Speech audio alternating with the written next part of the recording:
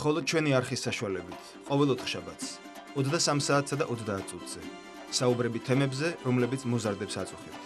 წმინდა მოწამეთა კვირიკესა და ივლიტას ტაძრის წინამძღვრს, დეკანოს გიორგი ყიფშიძის საავტორო გადაცემათა ციკლში, უკეთ გავეცნოთ ჩვენი შვილები. საქართველო კლავაც აუცილებლად გადარჩება და გაბრწყინდება, მაგრამ ამას განახორციელებს ის თაობა, რომელიც ღვთისნების აღმსრულებელი და მისი მცნებების დამცველი იქნება. სრულიად საქართველოს კათოლიკოს პატრიარქი ილია მეორე.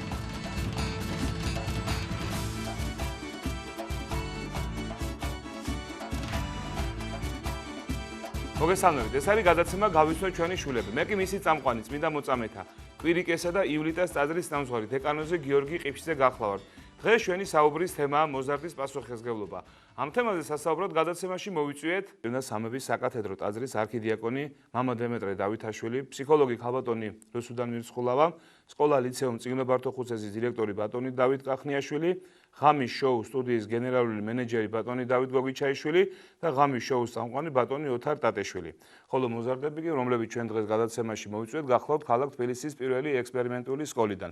კიდევ ერთხელ მოგესალმებით, მივესალმებით ჩვენს ტელემაყურებელს და ვიდრე საუბარს დავიწყებთ, მე მინდა შეგახსენოთ, რომ გადაცემის მეორე ნაწილში მოზარდებს საშუალება ექნება დასვან მათთვის საინტერესო ნებისმიერი შეკითხვა. ხა რაც შეეხება გადაცემის მთავარ თემას, მოზარდები თავად საუბრობენ იმის შესახებ, რომ მათ თავიანთი უფლებების შესახებ ძალიან კარგად იციან, მაგრამ რაც შეეხება მოვალეობას, პასუხისმგებლობას, ხშირ შემთხვევაში ნაკლებად უფიქრიათ ამის შესახებ. არადა ამ დროს ადამიანებს მთელი რიგი ვალდებულებები გვაქვს ჩვენ ღვთისა და ერის წინაშე, მეგობრების, მშობლების, ნებავთ საზოგადოების და ასე შემდეგ. დღეს საშუალება გვაქვს ვისაუბროთ ამ თემებზე, ვისაუბროთ რა შეიძლება გაკეთდეს, სად არის გამოსავალი და ასე შემდეგ. კარგი იქნება პირველად თავად მოზარდებს მოусმინოთ, საინტერესო იქნება მათი აზრი ამ საკითხებთან დაკავშირებით და პირველი შეკითხვა იქნება ასეთი. აი რომელი ასაკიდან, რა პერიოდიდან გააცნობიერებთ, ნებავთ დაიწყეთ ფიქრი, რომ თქვენ რაღაც მთელი რიგი მოვალეობების შესრულება გევალებათ. გამარჯობათ, ჩემი აზრით ყოველი ბავშვი იმის გაცნობიერებას, რომ რაღაც პასუხისმგებლობა აქვს დაკისრებული ამ ცხოვრებაში, იწყებს ინდივიდუალურ ასაკში. გააჩნია მისი გონება და აზროვნება, როდის ჩამოყალიბდება, მაგრამ ძირითად ასაკად მაინც მიმაჩნიათ 11-12 წელი, რადგანაც ჩემი გამოცდილებიდან გამომდინარეც მეც ასე ვიყავი, მაგრამ მიმაჩნია, რომ რა ასაკშიც არ უნდა იყოს ადამიანი, მას რაღაც პასუხისმგებლობის გზნობა მაინც აქვს. თუნდაც სკოლის მიმართ უნდა ადგეს დილით, გაკეთოს გაკვეთილები და ასე შემდეგ. ჩემი აზრით, მოზარდი აცნობიერებს პასუხისმგებლობებს, ნუ დაახლოებით დავეთანხმები 11-12 წლიდან, როდესაც უკვე დამოუკიდებლად იწყებს ალბათ ცხოვრებას, მშობლებისგანაც, ან დამოუკიდებლად მიდის სკოლაში. ვალდებულია რომ ისწავლოს გაკვეთილები, დაესწროს გაკვეთილებს იმისთვის, რომ ალბათ არ დაეწეროს, გაცდენები არ დაუგროვდეს და ასე შემდეგ. და ასევე ჩემი აზრით მნიშვნელოვანია პასუხისმგებლობა, როდესაც სკოლა გარდა სასწავლო ღონისძიებებისა ატარებს სხვა ღონისძიებებსაც და მოზარდები დღევანდელ დღეს სამწუხაროდ არ ესწრებიან, ან არ აინტერესებთ მსგავსი პროექტები ან ღონისძიებები. მეც დავეთანხმები, რომ 11-12 წლის ასაკიდან ვიწყებთ უკვე გაცნობიერებას, რომ გვაქვს რაღაც მოვალეობები, მაგრამ ჩემი აზრით ოჯახმა უნდა შეუწყოს ხელი, როდესაც ბავშვი იწყებს სკოლაში სიარულს 6 წლის ასაკიდან, მას ჩაუნერგონ, რომ მას გააჩნია პასუხისმგებლობა, რომ სკოლაში იყოს კარგად ისწავლოს, იმეცადინოს და მთელი საზოგადოების წინაშე ჰქონდეს რაღაც მოვალეობები და პასუხისმგებლობები. მე პირადად პასუხისმგებლობის გრძნობა შევიცანი 13 წლის ასაკში, როდესაც ჩამოვყალიბდი და დავიწყე ფიქრი მომავალზე. 13 წლამდე კი მართლაც უდადელი ცხოვრება მქონდა და არც ვფიქრობდი არც მომავალზე, არც წარსულზე და ასე შემდგომ. ჩემი აზრით პასუხისმგებლობას ბავშვი აცნობიერებს, ანუ უკვე დამოუკიდებლად 13 წლის, 12-13 წლის ასაკიდან, თორე ისე შეიძლება ანუ 6-7 წლის ასაკშიც ქონდეს ეს გრძნობა, მაგრამ მშობლების დახმარებით და ასე შემდეგ, რომ სკოლაში სიარული თუნდაც დილით ადგომა და ასე შემდეგ, მაგრამ ანუ დამოუკიდებლად როდესაც ათვისნობიერებს, რომ ეს მოვალეობა აკისრება სწორედებას არის 13 წლის ასაკში. ჩემი აზრით ეს ხდება გარდატეხის ასაკში, ალბათ მაშინ, როდესაც ვაცნობიერებთ საერთოდ რისთვის ვართ ამ ცხოვრებაში მოსულები და აგრეთვე ძალიან დიდ გავლენა აქვს ამაზე ოჯახში კულტურულ აღზრდას, ანუ რამდენად დიდად ვართ მშობლები, რამდენად გვაძლევენ ამას და რამდენად გვასწავლიან, რომ ცხოვრებაში გვაკისრია რაღაც მოვალეობები. ამ ყველაფერს ჩვენ ვაცნობიერებთ 13-14 წლის ასაკში დაახლოებით, როცა უკვე ვიცით რა გვინდა და ჩამოყალიბებულები ვართ, რისთვის ვართ ამ ქვეყანაზე, ასე ვთქვათ. ჩემი აზრით, ბავშვი როდესაც სკოლაში შედის, უკვე იწყებს მიხვედრას, რომ მას რაღაც მოვლენები აკისრია, თუნდაც იმას, რომ დაადგეს დილით, წავიდეს, მოამზადოს გაკვეთილები, მაგრამ სრულად ამის მიხვედრას რატომ ავალდებულებენ, ამას შეიძლება ვერ ხვდება. და ეს ჩემი თავიდან გამომდინარე რაც ვიძახი, რომ სრულად მოახერხე 12 წლის ასაკიდან. აი მაგალითად თქვენს ირგვლივ რა ხდება, როგორი სურათია? აი სიტყვით ვინმე შეპირდებით და ასრულებთ, ვინმეს დაიბარებთ, შეხვედრა გაქვთ და მიდიხართ თავის დროზე. აი ამასთან დაკავშირებით რა ხდება? ჩემი აზრით, პირველ რიგში ბავშვი სკოლის ასაკში, როცა სკოლაში შედის, მაშინ ათვისნობიერებს, მაგრამ ეს როგორც უკვე თქვეს, არის მშობლების ძალის გამოყენებით, მაგრამ ჩემი აზრით უფრო 14-15 წელი არის ეს ასაკი, როცა უკვე ბოლომდე ათვისნობიერებს თუ რა უნდა, იგივე პროფესია, მაგრამ პროფესია უფრო შემდეგ ყალიბდება და რაც შეეხება პირობის მიცემას, ჩემი აზრით მე ყოველთვის არ ვასრულებ, მაგრამ ვცდილობ ყოველს, ანუ ჩემი აზრით ყველა უნდა ცდილობდეს, რომ რასაც იტყვის, უნდა აასრულოს, განსაკუთრებით ჩემი ბიჭებს ეხება. ანუ ესეთი შემთხვევაც ყოფილა, რომ მაგალითად გამოცდაზე, ანუ უნდა წავსულიყავით და მეგობარს ველოდებოდი, ერთად უნდა წავსულიყავით, მაგრამ მეგობარმა დააგვიანა და შემდეგ ვერც ერთი ვეღარ მივედით გამოცდაზე. კი. ანუ ეს ერთგვარი უპასუხისმგებლობაც არის, რომ თავის დროზე არ მივიდა დანიშნულ ადგილას და ამის გამო ორივე შეგვეშალა ხელი. როდესაც ადამიანი რომელიმე სხვა ადამიანთან ურთიერთობა აქვს, იმასთან გარკვეული რაღაც მოვალეობები აკისრია. მოვალეობის გათვითცნობიერების გრძნობა ალბათ ყველა ადამიანში ინდივიდუალურია, მაგრამ მე ვფიქრობ, აი პირადად ჩემი მაგალითს ვიტყვი, რომ ბაღის ასაკიდან დაიწყო ჩემში ეს ამ გრძნობის გათვითცნობიერება. იმიტომ რომ როცა ბაღში მიდიხარ უკვე რაღაც დილას დგები და ასე შემდეგ, შეიძლება არ გაქვს ამაზე არ ხარ დაფიქრებული, მაგრამ ამას ალბათ უფრო მაშინ ვფიქრდები, როცა რაღაც პრობლემა შეგექმნება და ვინმე რაღაც შენიშვნას მოგცემს, რომ რაღაც არასწორად გააკეთე. ალბათ ესე არის. არის, ბატონ დავით, რა მიზეზი განაპირობებს პასუხისმგებლობის ნობას? დავიწყოთ ახლა ჩვენც უფროსები ჩავერთოთ. პასუხისმგებლობის გრძნობა ამ შემთხვევაში როგორც ახალგაზრდებიც ამბობენ და ალბათ სწორია ეს, რომ მოვალეობასაც ნიშნავს ამავე დროს. იმიტომ რომ რა მოვალეობა აკისრია ადამიანს. მინდა დავეთანხმო იმ მოსაზრებას, რომ გარკვეული მოვალეობა ბავშვს დაბადებიდანვე აქვს და მით უმეტეს ის, როცა სკოლაში მიდის, მერე თანდათან იზრდება ეს მოვალეობა და რა თქმა უნდა, ამ მოვალეობის შესრულებისადმი პასუხისმგებლური დამოკიდებულებაც ვის როგორ აქვს, იმის მიხედვით არიან სხვადასხვანაირი ადამიანები. მაგრამ ძალიან ფართე თემაა ეს თუ ვიტყვით რომ აი პასუხისმგებლობის გრძნობა ქვეყნის მიმართ, სამშობლოს მიმართ, სხვა არის ოჯახის მიმართ, სხვა არის მეგობრების მიმართ, სხვა არის, მაგრამ ადამიანია ერთი. და აქედან გამომდინარე, მე არ ამგონია ის ადამიანი, რომელსაც პასუხისმგებლობა არ აქვს თავის მეგობრის მიმართ, პასუხისმგებლობა არ აქვს თავისი ოჯახის მიმართ, მას კონდეს სამშობლოს მიმართ პასუხისმგებლობა. იმიტომ რომ ეს ადამიანი მაინც ერთია და თუ არ აქვს მას ნორმალურად პასუხისმგებლობა, მაშინ ყველა მიმართულებით ვლინდება ეს.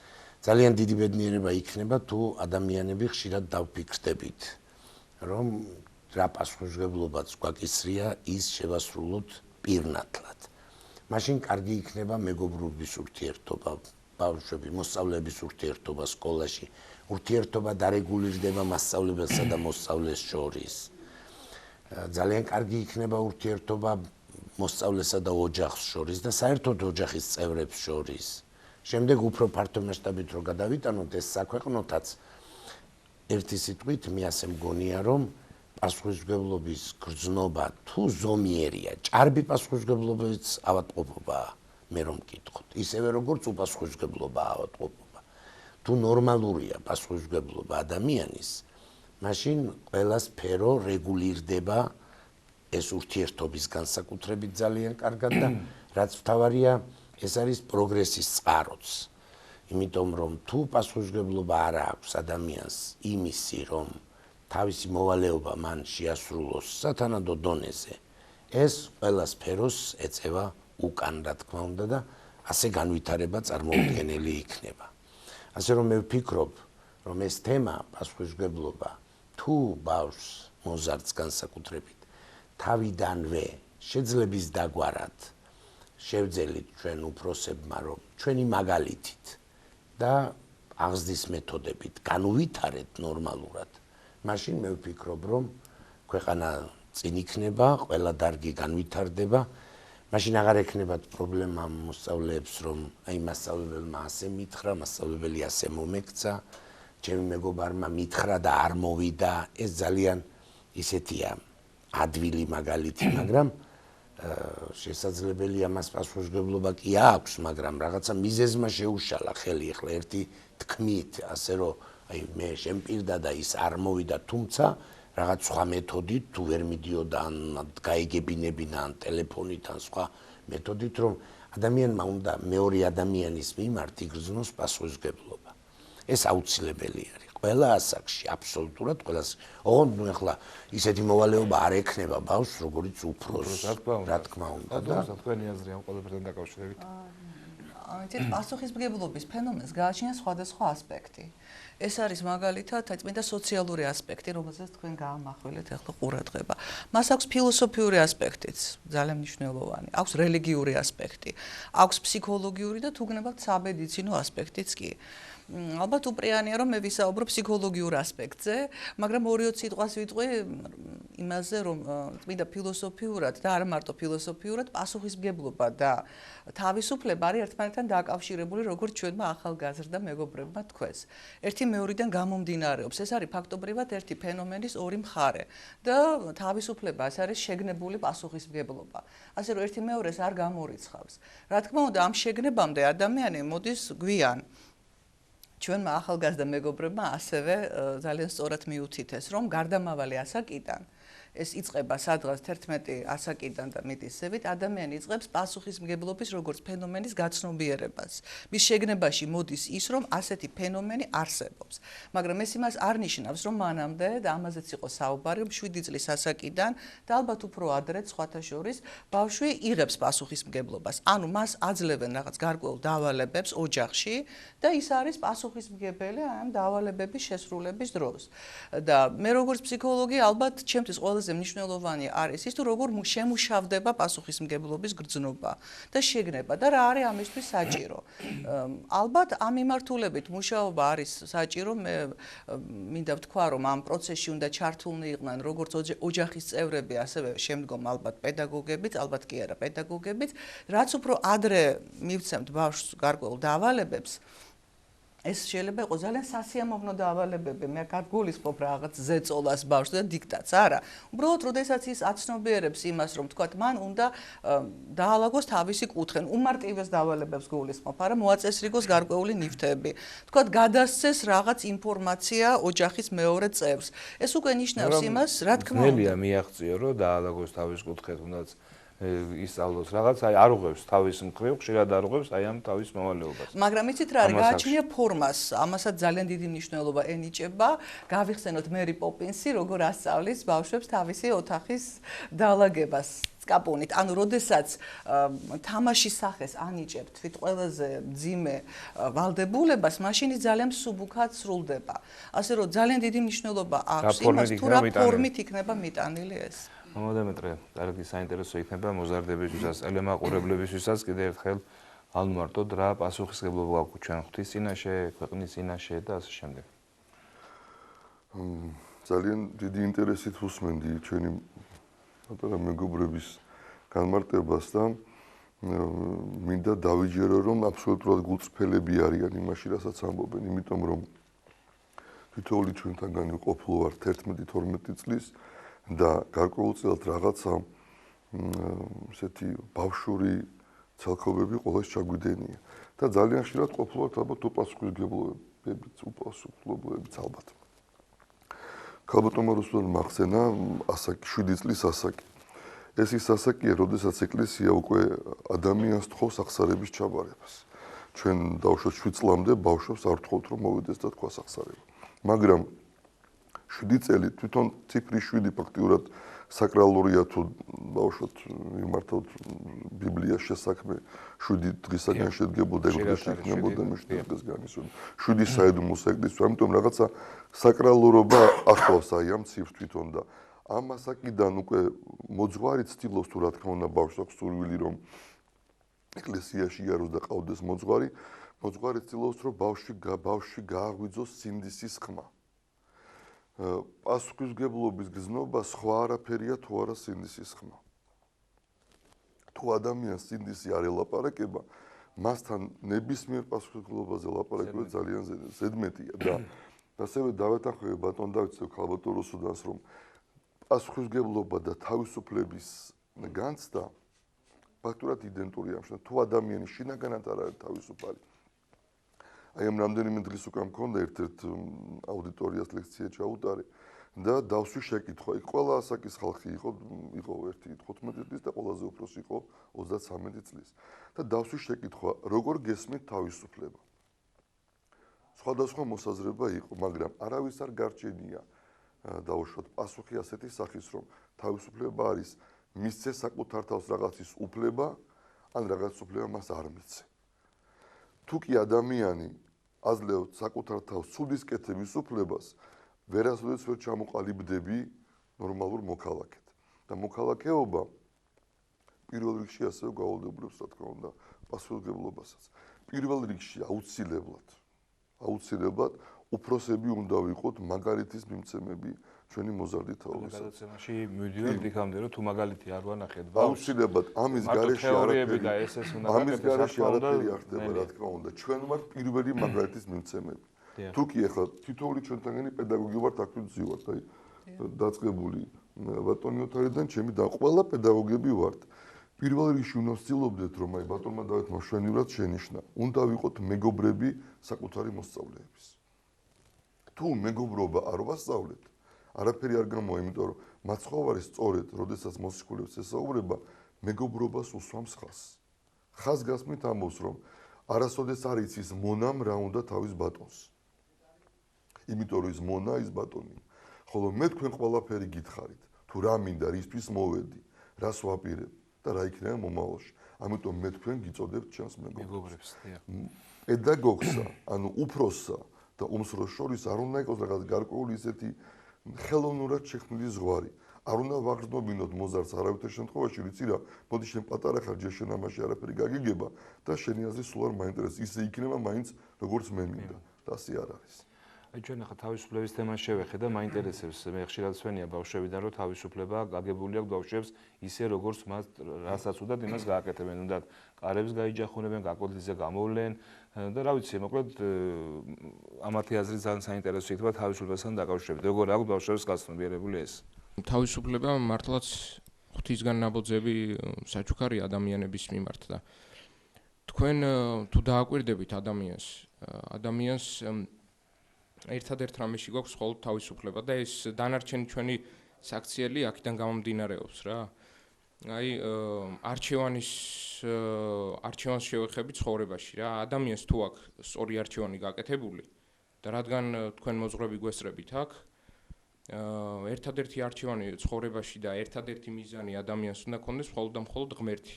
მხოლოდ და მხოლოდ და აქედან გამომდინარეობს მისი საქციელის და თუ ღმერთი არ აქვს მიზანი და ძალიან ხშირადაა და სამწუხაროდ და ამიტომ ხდება ბევრი არასწორი რაღაც და ამიტომ ბევრი უბედურებაცაა ჩვენ სერზე უკვე არასწორად იქცევა ადამიანი და ღვთისკენ არის სწრაფის და თუ ღვთისკენ ისწრაფის ადამიანი აუცილებლად მისი საქციელი იქნება სწორი.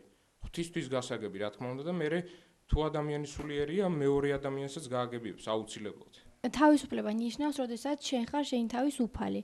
მაგრამ როდესაც შენ აკეთებ რაღაცას და იღებ გადაწყვეტილებას, ხარ ამ გადაწყვეტილებაზე პასუხისმგებელი. ეს ორი ცნება არის ჩემი აზრით ერთმანეთთან დაკავშირებული. და ამ დროს ხშირი არის, როდესაც უფროსებს ვეკითხებით რჩევას და დავუშვით როგორც დედა გეტყვის, ისე აკეთებ.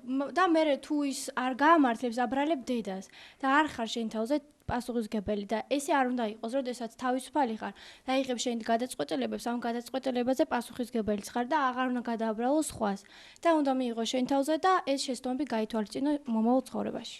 ეს მერთხელ ეპისტოლეშიც დაწერა, აღარ მოხსოვს რომელი ეპისტოლე იყო და ქადაგებაში არაერთხელ უთქვამს, რომ დღევანდელ მოზარდებს არ აქვს სურვილი უფროსებს კითხონ რჩევა. აი ის გარემოება, რაც ფაქტიურად დღეს შეიქმნა, ჩვენს ქვეყანაში ის რომ ძირითადად ლაპარაკია მოზარდების უფლებებზე, დავუშვათ რომ ისინი უნდა დამოუკიდებლად განვითარდნენ, მან უნდა მიიღონ დამოუკიდებელი გადაწყვეტილება, რა თქმა უნდა, არავინ მათ არ ართმევს აი ამ საშუალებას რომ მიიღონ დამოუკიდებელი გადაწყვეტილება, მაგრამ უფროსთან მისვლა და რჩევის კითხვა ეს არის მე ვიტყოდი ყველაზე დიდი სათნოება, რაც კი შეიძლება ჰქონდეს ღვთისაგან ბოძებული მოზარდს. და რა მაგალითი მოიყვანა უწმინდესმა. აღარ მახსოვს მაშინ რაღაც ერთი ცუდი პერიოდი იყო ქვეყანაში, რომ უფროსებისა და უმცროსების ჭიდილი იყო. როდის არ არის ეს საქართველოში, მაგრამ მაშინ ეს რაღაც გამძაფრებულად იყო. და მოიყვანა უდიდესი ფილოსოფოს კონფუცის ერთ-ერთი ამბავ მოთხრობა არა ნუ რა შეემთხვა თვითონ კონფუცის რომ დებთან დაკავშირებით. დიახ, გახსოვთ ეს რომ მოწაფეებთან ერთად მიდიოდა სადღაც და დაინახა ვიღაც კაცი იყო, რომელსაც კაკანათები ჰქონდა ბევრი დაგებული. და ძირითადად რომ ნახა გალიები, ყაფაზები რომ დაათვალიერა, სულ იყო პატარა ახალგაზრდა ჩიტები. არც ერთი არ იყო ხანდაზმული ჩიტი. ხო და გაუკვირდა ახლა კონფუცისას და მის მოწაფეებსაც და კითხა რომ რატომ ხდება ასეო? ასაკი სად არიან ასაკი? ხო, რატომ არ არიან უფრო მოზარდები, პატარები რატო არიან და უფროსებიო ძალიან ფრთხილები არიან და რაც არ უნდა კარგი კაკანათი დაუგო იშვიათად ეგებიანო, მაგრამ პატარები გამოუსწელები არიან და ზუსტად იქ მიდიან და იქ კენკავენ საკენს, სადაც რაც ასაკენკი არ არის. ამიტომ კარგი იქნება იმ მშვენივრად იყო ნათქვამი, რომ აუცილებელია ყავდეს ვიღაცა ახლა მენტორი არა დაუშვათ ისეთი რაღაც დესპოტური გამოხატულებით რო აი მე ინათურეს უნდა გაკეთდეს ეს უნდა მაგრამ გარკვეული რაღაცა მენტორი უბრალოდ აუცილებელია. ან უფროსებს აქვთ გამოცდილება ხო? მთელი წლები გაიარეს და ამით არიან ჩვენზე წინ. მე მინდა დათოსთან გადავიდე შემდეგი შეკითხვით დათოს დიდი ჯგუფებთან უწევს მუშაობა რამოდენიმე ისა აქვთ რა ქვია გადაცემა და ძალიან ბევრი ადამიანია დასაქმებული როგორც მსახიობი ისე წამყვანი ზოგი პულზე ზოგი დეკორაციაზე და ასე შემდეგ. აი ყოველდღიურ ცხოვრებაში საინტერესო იქნება თუ აწყდები და აი ესეთ ფაქტებს რომ აი ადამიანმა დააგვიანა არის სწავლა ვერ გავაკეთე რაღაც უპასუხისმგებლოდ მოეგზო და ამ დროს შეიძლება დიდი საქმე აი აწყობილი რაღაც ისა მექანიზმივით საათივით საქმე გაფუჭდეს. თუ გქონია. კი, მანამდე თუ შეიძლება გამოვეხმაურები თავიდან, როცა ვამბობდით პასუხისმგებლობის გაცნობიერებაზე, როდესაც ბავშვები ამბობდნენ 11-12 წლიდან ასაკის და შემდეგ ჩვენ დავწიეთ ეს ასაკი აქეთ თითქოს. მე, ანუ გარდა ამისა, ისა ვარ, ამ შემთხვევაში კომპეტენტური მამაც ვარ და ძალიან აქტიურად ვარ ჩართული ნიკოლოზის აღზრდაში. 4 წლის არის ახლა ნიკოლოზი. მე ვიტყოდი, რომ ეს არის დაბადებიდან. ოღონდ გარდა იმ ასპექტებისა, რასაც ქალბატონი რუსუდანი გვეუბნებოდა, ვიტყოდი, რომ პირობითია და რაღაცა დონეებია პასუხისმგებლობის ასაკთან ერთად ალბათ რა. მე ვიტყოდი, რომ დაბადებიდან რაღაც დონეზე ეს არის როგორც კი ბავშვი გრძნობს მიზეზ შედეგობრივ კავშირს რაღაცეებთან წამსვე ეს არის პასუხისმგებლობის რაღაცა სიდიდე რა, რომელიც რა თქმა უნდა თამაშით მიწოდებული მისი ფორმით შეიძლება იმ მომენტში ის ისე არ გააკეთოს როგორც შენ ეს გინდა რომ ან ეს გააკეთოს, მაგრამ პირიქით ჩემი აზრით ჩვენ როგორც ვზრდით ნიკოლოს ეს არის რომ ჩვენ ვუყალიბებთ მას ისეთ ატმოსფეროს სადაც გადაწყვეტილებებს იღებს თვითონ. რაც უფრო ძნელია, ვიდრე უთხრა რა გააკეთოს და როდის გააკეთოს და რატომ, მაგრამ მისთვის არის ჩემი აზრით კარგი. ეხლა რაც შეეხება ამ შეკითხვას, რომ პასუხისმგებლობის და თავისუფლების აბსოლუტურად ვეთანხმები, მამა დემეტრის ჩემი აზრით კარგი განმარტება იყო იმის თავისუფლების, რომ თავს რაღაც უფლება მისცე და არ მისცე. სამსახურში და უკვე მოზრდილ ადამიანებში და მართალი გითხრათ, მე ძალიან ბევრ მსგავსებას ვხედავ ბავშვის აღზრდაში და ადამიანების მართვაში, მართალი რო გითხრათ და დავამატებდი იმას, რომ როცა უფროსებს რჩევას არ ეკითხებიან, ჩემი აზრით ჩვენც არ ვეკითხებით რჩევას მათ. და აი მაგალითად მე პირადად, ჩემი პირად მაგალითზე გეტყოდით, რომ მედია მენეჯმენტს, როდესაც ვასწავლი სტუდენტებს, ხო? მათი შეკითხვები გაცილებით საღი შეიძლება აღმოჩნდეს, ვიდრე ვიღაც აი 50 წელია რომ ტელევიზიაში მუშაობენ იმათი მოსაზრებები რა. ამიტომ ჩემი აზრით ჩვენც არა ვართ მთლად მართლები, როდესაც ჩვენც არ ვსწავლოთ მათგან ბევრ რამეს თქო რა. ჩემი მაგალითი ხოლმე ამ პასუხისმგებლობის და აი დაგვიანება ახსენეთ და ასე შემდეგ არის რომ ადრე ერთი პერიოდი მაინტერესებდა ლინგვისტიკა. ანუ რამდენად ჩვენი სალაპარაკო ენა რამდენად გამოხატავს იმ ფასეულობებს, რომელთაც ამ ენაზე მოლაპარაკე ხალხი ითავისებს. ანუ ენა უცხო ენას რო სწავლობ ეს ხარ არის მხოლოდ სიტყვებს კი არ სწავლობ ახალს რო როგორ აღნიშნო რაღაც სახით, არამედ რაღაც მსოფლმხედველობის ნაწილსაც იზიარებ. ბუნება ხასიათსაც ეტიმოლოგია გულისხმობს. დიახ. და მაგალითად აი შედარება არის რომ როცა ამერიკიდან რო ჩამოვედი ამ პროექტზე რომ მუშაობდი, ყველა მეუბნებოდა რომ ქართველი კაცო დაიგვიანებს. ეხლა როგორ შეიძლება რომ ქართველმა არ დაიგვიანოს? და მე რას ნიშნავს ქართველი, რას ეს არის დაღია რაღაცა ქართველი რო აუცილებლად დიაგნოზია ეს ქართველი თუ რა არის თქო და მე ლინგვისტიკაში არის რომ რატო დავიგვიანე მე ქართულად ხო ჩვენ ვამბობთ ავტობუსმა გამასწრო. ხო ჩვენ ვაბრალებთ სხვას. ხო ანუ ნოდარ დუმბაძეს როგორც აქვს ის ნუ შემომაკვდა. ანუ ავტობუსმა გამასწრო. ეს გაუცნობიერებლად არის, მაგრამ ხო ხდებით ჩვენში ზის რომ ეს ავტობუსი არის ქვემდებარე ამ წინადადებაში. საინტერესო იქნება უცხოელი როგორ ამბობს ამას. I missed the bus არის ინგლისურად. მე ანუ I missed the bus. ანუ მე ვერ მივუსწარი ავტობუსს. ანუ ხო ხდებით თავისთავად. ამ ერთ უბრალოდ წინადადებაში ჩანს რომ ჩემი ბრალია. ხო სკოლაში მეც მithkos ძალიან ხშირად კაცო საათი გამიჩერდა და ვერ მოვედი რა, იმიტომ რომ და მე არა ვარ დამნაშავე, მე აგერ მოვედი მართალი კაცი ვარ. მაგრამ საათი ორი გაკვეთილი დავიგვიანე, მაგრამ ეს საათი რომელიც გაჩერდა. ამიტომ მე ვფიქრობ რომ მაგრამ როგორც კი ჩვენ გავაკეთეთ სისტემა ჩემი მიდგომა ფსიქოლოგ ქალბატონი რუსუდანისთვის გასაგებიენა იქნება რომ ესე იგი ადამიანი შედგება რაღაცა core values ეგრეთ წოდებული, ანუ ძირითადი ფასეულობები, მიდგომები და ბოლოში არის ქცევა, ანუ ამებიდან გამომდინარე ქცევა. შეიძლება ქცევის შეცვლა. იმიტომ რომ აი შეიძლება რომ ქართველმა არ დაიგვიანოს გარკვეულ სტრუქტურაში. ჩვენთან ღამის შოუ სტუდიაში ქართველები მუშაობენ და არ იგვიანებენ.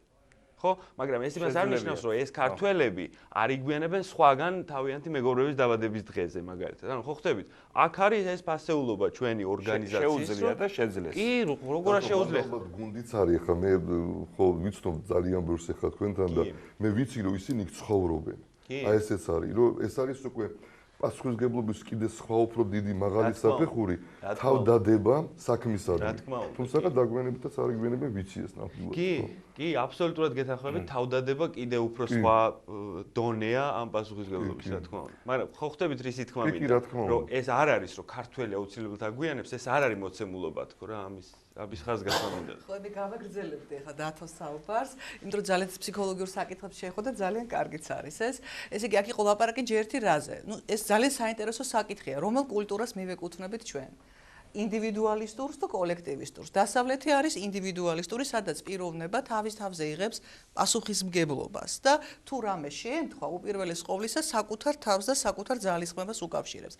აი კოლექტივისტურ კულტურაში, აი მაგალითად ჩინეთი და იაპონია ტიპიური კოლექტივისტური კულტურებია. იქ, ესე იგი პირიქით, საკუთარი ქცევა, საკუთარი წარმატება თუ მარცხი აიხსნება სოციალურ კონტექსტში. ანუ ვიღაცას მიეწერება ყოველთვის. აი ძალიან საინტერესოა, ჩვენ თქვათ ვინ ვართ ამ შემთხვევაში ქართველები. გზა გასაყარზე ვართ კულტურების, მაგრამ რომელ ფასეულობას ვირჩევთ? რა არის ჩვენთვის უფრო ღირებული?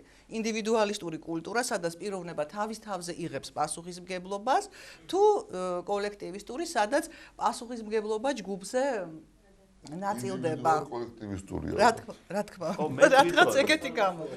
და კიდევ ერთია ტერმინი არის, არ შეიძლება არ გავიხსენო, ეს არის ლოკუს კონტროლის. ანუ როცა შენ მოქმედებ კონტროლს შენი აზრით, ვინ ახორციელებს შენი ქცევისა? შენ თვითონ გაქვს შინაგანი ლოკუს კონტროლი, თუ მიგაჩნია რომ შენი ქცევა წარიმართება გარეშე ფაქტორებით. ამ დროს არის გარეშე, ასე ვთქვათ, გარეგანი ლოკუს კონტროლი. ანუ ვინა ვართ ახალგაზრდებო ჩვენ? ექსტერნალები თუ ინტერნალები? ჩვენ მართავთ საკუთარ თავს და ამას ვაცნობიერებთ, თუ ვიმართებით გარემოს მიერ? ეს ძალიან აქტუალური საკითხია. ჩვენთვის დღეს განსაკუთრებით აქტუალურია. შეიძლება გავაგრძელო, ეს არის ჩემი ერთ-ერთი საყვარელი თემა სასაუბროთ, იმიტომ რომ ეხა ეს MBA რო დავამთავრე, მრავალი კულტურის ადამიანთან მოგიწევება და თან ამას გვასწავლიან, რომ როგორი კულტურის ადამიანებთან როგორ იქნები უფრო ეფექტური. და ძალიან მნიშვნელოვანია და თან საქართველოს შემთხვევაში მე ვიტყოდი, რომ უფრო საინტერესოა, იმიტომ რომ ჩვენზე მონაცემები არ არის. არ არის, მართალია. ჰოფსტედეს კვლევაში, სადაც ეს კულტურების სხვადასხვა კრიტერიუმებით არის დაყოფილი და ხასიათდება. საქართველოს არ არის, იმიტომ რომ საქართველოს მაშინ იყო საბჭოთა კავშირის ნაწილი და ნუ რუსეთი და კოლექტივისტური კულტურის წარმომადგენელი იყო ტიპიური მაშინ, რა თქმა უნდა. და მაგრამ რო უყურებთ ახლა ჩვენ გვერდით, გინდა ბავშვებს, მეგობრებს, ადამიანებს, რაღაცა ინდივიდუალისტური ჩვენ ბევრი გვაქვს. მე ასე მგონია. ბევრ რაღაცაში გვიყვარს სხვებისთვის დაბრალება რაღაცების, მაგრამ ინდივიდუალისტური კულტურის ბევრი გვაქვს. ერთი ის სტატია წავიკითხე, მისი რა ქვია, გუს ჰიდინკი, ფეხბურთის მწვრთნელი, რომელიც დაიქირავეს სამხრეთ კორეის მწვრთნელი და ძალიან კარგ შედეგებს მიაღწია. 4-ში მოხვდა მსოფლიო ჩემპიონატს 4-ში მოხვდა და სამხრეთ კორეიდან არის, იყო ჰოლანდიელი. როდ ჩავიდა, მაქვს წაკითხული მისი კულტურული ტრეინერის სტატია რა, რომელიც მან ამ გუს ჰიდინკმა დაიქირავა და რა მომხდარა, როცა ჩავიდა სამხრეთ კორეელები როგორ თამაშობენ ფეხბურთს. არ ვიცი ეს რამდენად კავშირშია პასუხისმგებლობასთან, მაგრამ აი კულტურებთან კავშირშია. ესე იგი, როცა თამაშობენ ფეხბურთს და აი დავთამაშოთ ფეხბურთს. აი შოთა არის ჩემზე უფროსი ასაკით. და შენი სახელი? მარიამი არის ჩემზე უმცროსი და მე მაქვს ბურთი, ჩვენ ერთ ბურთში ვთამაშობთ. შოთას კეტავენ სხვა მოწინააღმდეგე გუნდის ფეხბურთელები და მარიამი თავისუფალია, მარიამს რო პასი მივცე, შეიძლება გოლი გაიტანოს. მაგრამ შოთა რადგან ჩემზე ასაკით არის უფროსი, ჩემთვის ეს არის პირველი ფაქტორი, ჩემი გადაწყვეტილების მისაღებად, რომ პასი პრიორიტეტი ავირჩიო შოთა, რადგან უფროსია. ხო, აი, არა, ესე იგი, მათ კულტურაში ზის, რომ უფროს ესე იგი იმდენად უცეთ პატივი, რომ ესე იგი პასიც კი როცა კეტავენ, მაშინ მივცეთ. გუს ჰიდინკმა თქვა, რომ ძალიან პატივს ვცემ მე თქვენს ტრადიციებს და ფასეულობებს, მაგრამ ასე ფეხბურთს არ თამაშობენ. ხო ხვდებით და დაიქირავა კულტურული ტრეინერი, რომლის დახმარებითაც შეცვალა ქცევა. ამით იმის თქვა მინდა, რომ ჩემი აზრით უფროსისადმი პატივისცემა არის უნივერსალური ღირებულება. ყველგან, მაგრამ გამოხატვის გზებია სხვადასხვა. ანუ თუ სამხრეთ კორეელი იმ გზით გამოხატავს, რომ მიუხედავად იმისა, რომ კეტავენ პასს აძლევს, ხო ხვდებით, ჩვენ სხვა გზით გამოხატავთ. მე მყავდა ერთი თურქი ჯგუფელი რა, ჩემს მეხუთე კორპუსში ვსწავლობდით ერთად ინგლისურ ენას და ლიტერატურას. თურქი იყო, ანუ ლაზი ვარ წარმოშობით და საქართველოს მიყვარს ყველაფერს ამბობ, მაგრამ თურქულ ენაზე მენტალიტეტი ლაზი მუსულმანი იყო. მოვიწვია ჩემთან სახლში. და დედა ჩემმა სუფრა გაგვიშალა და მამა ჩემი როდესაც შემოვიდა ოთახში ფეხზე ადგა. ხო ხვდებით, ანუ მან ეს უფროსისადმი პატივისცემა გამოხატა ფეხზე ადგომით. ეს ნიშნავს ახლა იმას, რომ მე მამა ჩემს უფრო ნაკლებად პატივისცემ ვიდრე ჩემი თურქი ჯგუფელი მამა მის, არა, მაგრამ სხვადასხვა გზებით გამოხატავ თქვა. ამის თქვა მინდოდა და ბოდიში გამიგრძელდა მე მგონი ძალიან სხვა თემაზე ალბათ, ხო თუ რამე კავშირი. არა. ოთარი დაგვეჩაგრა, გვისმენს რაც გადაცემაში. ვფიქრობდი რომ ხო არა ვდგედა ხო არ წავიდებით. არა, თქვენთან სამი შვილის მამა ბრძანდებით, რა ხდება? თქვენს ირგვლივ ბავშვები ასრულებენ თავის მოვალეობებს, აქვს პრობლემები, მისი მეგობრების რა ხსმენიათ, თქვენი აზრი? ჯერ ვიტყვი რომ მართლა ძალიან ბევრი რამ გავიგე დღეს და ესეთი განათლებული წავალ აქედან, ძალიან საინტერესოდ საუბრობდა აბსოლუტურად. ყველა ერთს დავამატებ, მე დაბადების დღეებზეც არ ვიგვიანებ. ხო, ესე რომ თქვი რომ შეიძლება სამსახურში დროზე მოდიანო, მაგრამ შეიძლება დაბადების დღეზე იგვიანებოდა და ერთსაც დავამატებ, რომ ქართველობა დიაგნოზი არ არის, ქართველობა ანამნეზია. ამასაც დავამატებ. ეხლა რა ხდება ჩემ შვილებში?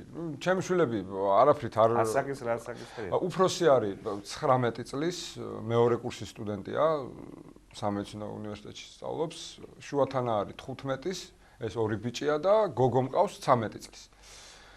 ნუ ადრეულ ასაკში შემეძინა პირველი შვილი და ამიტომ პრაქტიკულად ერთნაირად ვაზრობლებთ მე და ჩემი უფროსი შვილი ზუკა. არაფრით განსაკუთრებულები და გამორჩეულები არ არიან ამ ბავშვებისგან, აქვთ თავისი დადებითი, თავისი უარყოფითი თვისებები და პასუხისმგებლობაც მე დაგეთანხმებით აღარ მახსოვს რომელმა ბრძანეთ, რომ პასუხისმგებლობაც ალბათ ასაკთან ერთად სხვადასხვანაირია, ხო? ანუ ერთმანეთს რაღაცნაირად შეეფერება. პირდაპირ პროპორციულია, მოდი. ხო, პრობლემები სხვადასხვა ხო, პრობლემები სხვადასხვა და მოთხოვნაც შესაბამისად, ვითხოვ ხა, რასაც ვითხოვ დაუშვათ ზუკასგან, იმას ვერ მოვთხოვ ნანიკოს, პატარას იმ ორი მიზეზის და გამო რომ ეს არის 13-ის, ის არის 19-ის და ეს გოგოა და ის ბიჭი. და აბსოლუტურად მიდგომაც, მათი გაზრდის შექებაც, მათი მოფერებაც და დასჯაც განსხვავებული. ბუნება ხასიათის სხვადასხვა იქნება. ხო, რა თქმა უნდა, ეს აბსოლუტურად განსხვავებულია. ნუ შესაბამისად, ზუკას პასუხისმგებლობა უფროსის არის გაცილებით დიდი. მენტორზე საუბრობდა მამა დემეტრე და აბსოლუტურად ვეთანხმები, მე მისთვის ვარ აი მართლა მენტორი, მაგრამ არა დიქტატორი. მე ვგრძნობ და ეს ძალიან სიამოვნებს, რომ ზუკასთვის ჩემი აზრი არის ნომერ პირველი. ანუ რაც არ უნდა ხდებოდეს მის ცხოვრებაში, რა პრობლემაც არ უნდა ქონდეს, არ აქვს მნიშვნელობა ამას ეს დიდია პრობლემა, საშუალო ხარისხის არის თუ პატარა პრობლემაა. მირეკავს და მეკითხა მამა, აი დღეს ასე იყო, როგორ მოვიქცე?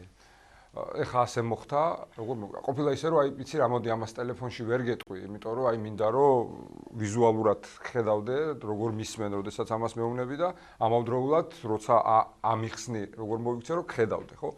ეს ძალიან სიამოვნებს, ეხა შეცდომებს რა თქმა უნდა უშვებს, ეხა აქ ვინც ვართ, მე მგონი არავინ არა ვართ. შეცდომო აბსოლუტურად ვეთანხმები ისევ მამა დემეტრე თქვა, ხო, რომ ეხა ცელქობა და შეცდომა და რაღაც ვის არ მოგვსულია 11 წლის ასაკში კი არა 20 და 30 წლის ასაკში მიცელქია და დამიშვია რაღაც შეცდომები, რომელსაც ეხლა რო ვუყურებ ასე არ მოვიქცეოდი. ნამდვილად. ხანდახან ეხავს ხო. სხვათა შორის ბატონი დავითი ჩემი პედაგოგი იყო და ერთ-ერთ ურთულეს და მნიშვნელოვან საგანს მასწავლიდა სამედიცინო უნივერსიტეტში პათანატომიას. ცელქობდა ლექციებზე. კარგი სტუდენტი. და ხუთიანიც მივიღე სხვათა შორის.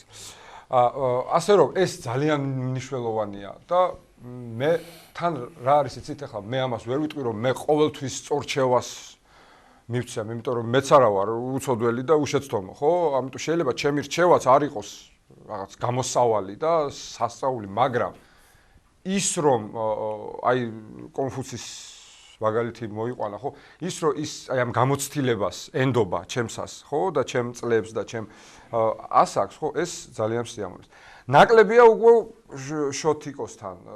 შეგაწყვეტეთ, რამოდენიმე წუთგან ვილაპარაკეთ, გამოსცემს სანამ აბარებდა თქვენი უფროსიშვილი და ისეთი ესენი საგნების მომთხოვა რომელიც არ ბარდებოდა რომ მამა მომამზადე რომ იქ მე არ შეგარწყვინო თქვენო. ეს იყო კი სამედიცინო უნივერსიტეტში ბარდებოდა ორი ასე იგი რამდენიმე იყო აუცილებელი საგანი ეს უნარჩვევები ქართული და მესამე იყო ან ბიოლოგია ან ქიმია. ბატონო დავით იმ წელს უნდა აგერჩია, ხო? და ბიოლოგიაში გადავწყვიტეთ, იმიტომ რომ მაინც უფრო ეხერხებ, უფრო ძლიერი იყო აქეთ ამ დარგში.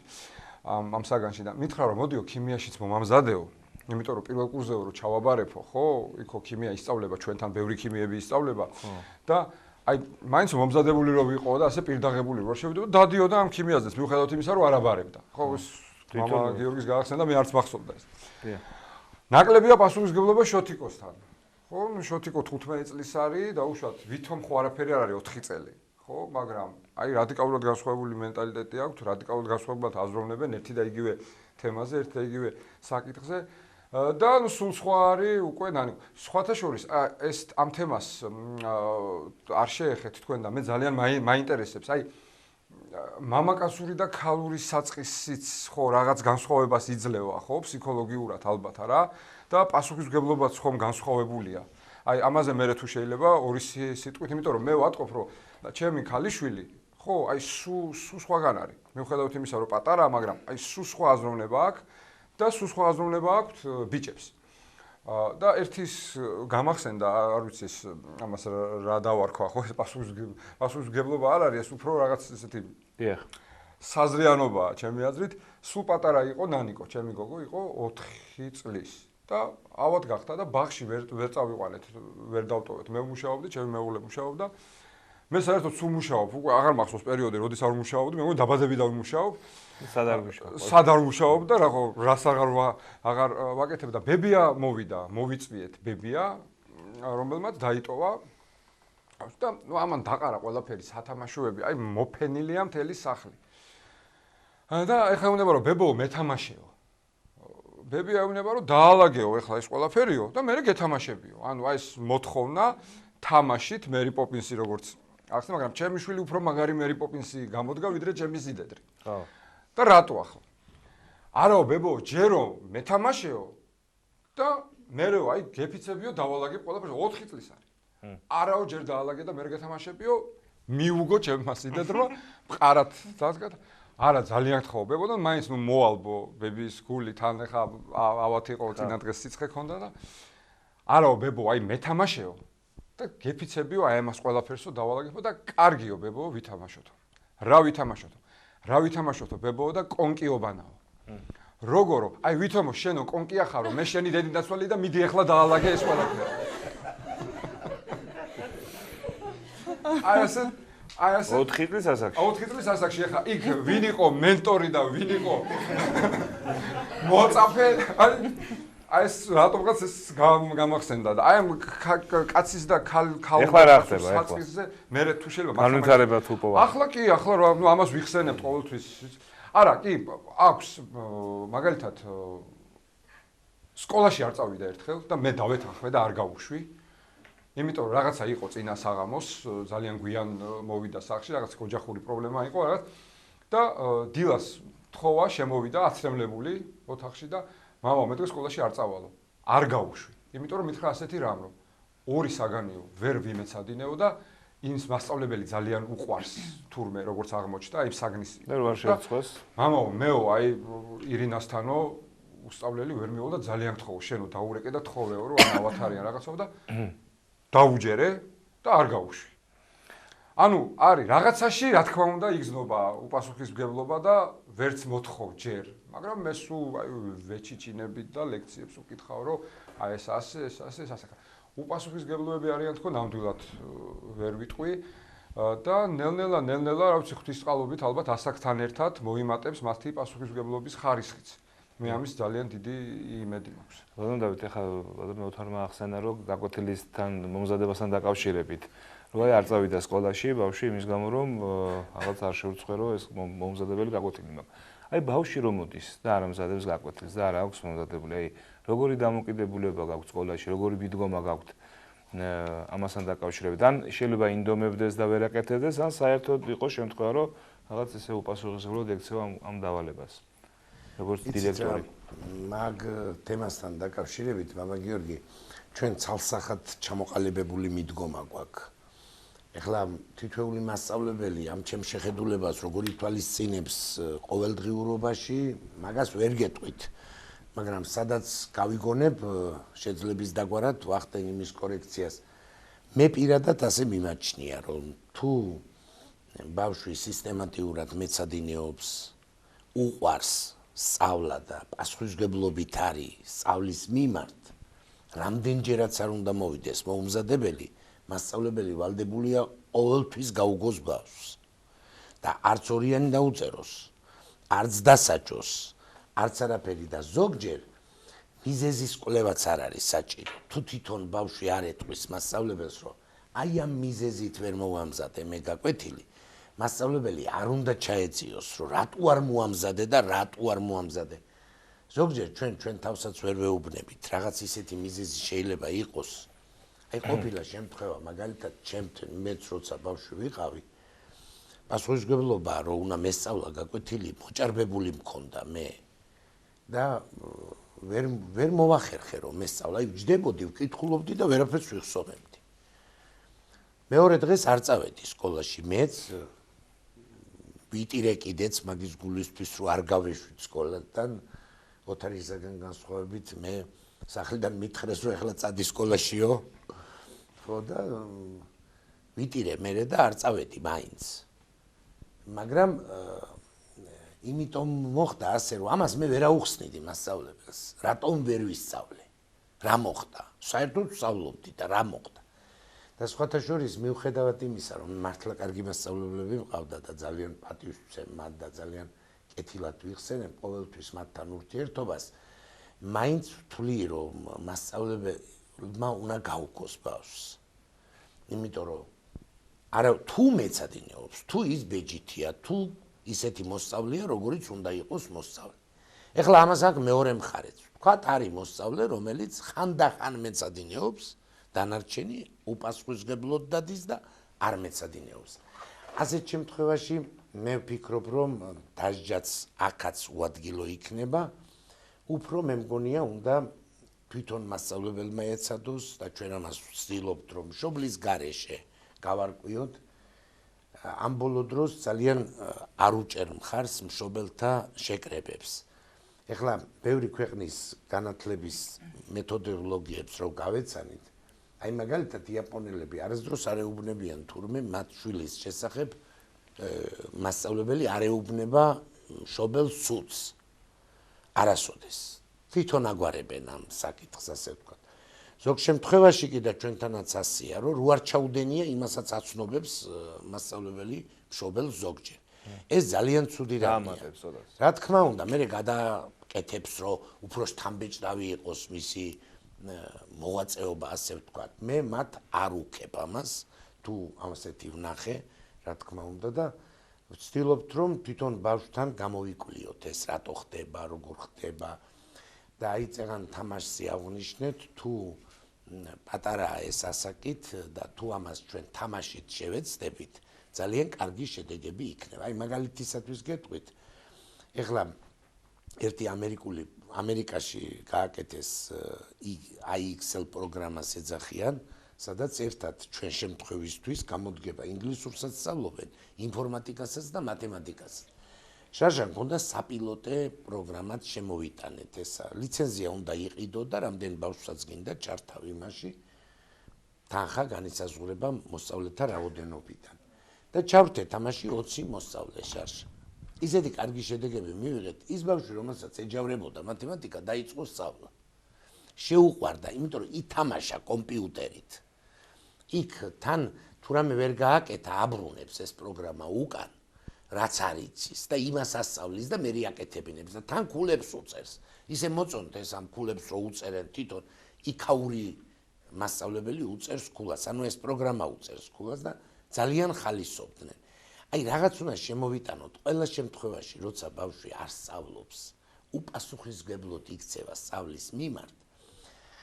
აქ უსათუოდ რაღაცა მიზეზია და თუ არ შეგაწყინეთ თავი ერთ მაგალითს კიდევ გეტყვით.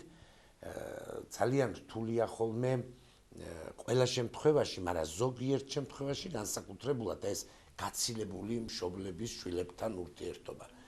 აი რამდენჯერმე აღმოვაჩინე, რომ თურმე ბავშვი სჯის მშობლებს იმის გულისთვის, რომ ისინი ერთად არ არიან. იმიტომ რომ იმას ორივე უყვარს და ორივე უნდა რომ ერთად აღყავდეს.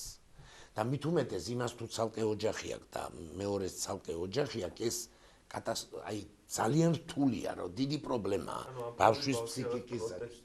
პროტესტს გამოხატავდა და არ სწავლობდა. აი არაფრით არ სწავლობდა, რომ ვეცადე, ძალიან ვეცადეთ ერთ სიტყვით, ნიჭიერი იყო ძალიან და ვამბობდი, როგორ ახერხებს, რომ არ ასწავლოს. მასწავლებელი მეუბნებოდა, საკმარისია გაჩერდეს და მიგდოს ყური და ყველაფერი იცის. რასაც ვაძლევ, არაფერს არ აკეთებს, ცარიელი რვეული მოაქვს სახლიდან. ეხლა ეს არ არის უპასუხისმგებლობა, ამბავს გაგება უნდა. და ჩვენ ვეცადეთ ძალიან, რომ გაგვეთბო ურთიერთობა მისთვის, მაგრამ მშობლის მაგებრობას ხო ვერავინ ვერ გასწევს. ამიტომ მე მინდა ვისარგებლო ამ ჩვენი საუბრით და მინდა ვთხოვო ყველა მშობელს, რომ ჯერ თხოვება-გათხოვებამდე კარგად დაფიქრდნენ, რომ გათხოვდებიან და ერთად ცხოვრობენ, მერე ოჯახს ძალიან გაუფრთხილდნენ, იმიტომ რომ თვითონ ჯობია ცოტა დაისაჯოს თუ შეეშალა მეგზურის არჩევა თუ მეგობრის არჩევა თუ თანამეცხედრის არჩევა, ვიდრე ბავშვის ფსიქოლოგია დაინგრეს და მით უმეტეს ეს ძალიან დიდი პრობლემაა ცალკე. სხვა შემთხვევაში მე არ ამგონია, რომ ბავშვი იყოს უპასუხისმგებლო. ყველა უპასუხისმგებლობას ბავშვისას თავისი მიზეზი აქვს. ჩვენ კი ვალდებული ვართ რომ ეს მიზეზი აღმოვაჩინოთ და ეს მოვაგვაროთ. ეხლა რო გითხრათ ჩვენ სკოლაში ყველაფერი ასე ხდება, მეთქი არ ვიქნები მართალი, იმიტომ რომ რაოდენობაა მოსწავლეთა ისეთი, რომ ყველას მთლიანად ვერ მივწოდებით, მაგრამ ამ ძირითად პრინციპს მაინც ვანხორციელებთ და მე ვფიქრობ, რომ მიუხედავად იმისა, რომ ბევრი მასწავლებელი მუშაობს, ეხლა 250 მასწავლებელი მუშაობს სკოლაში.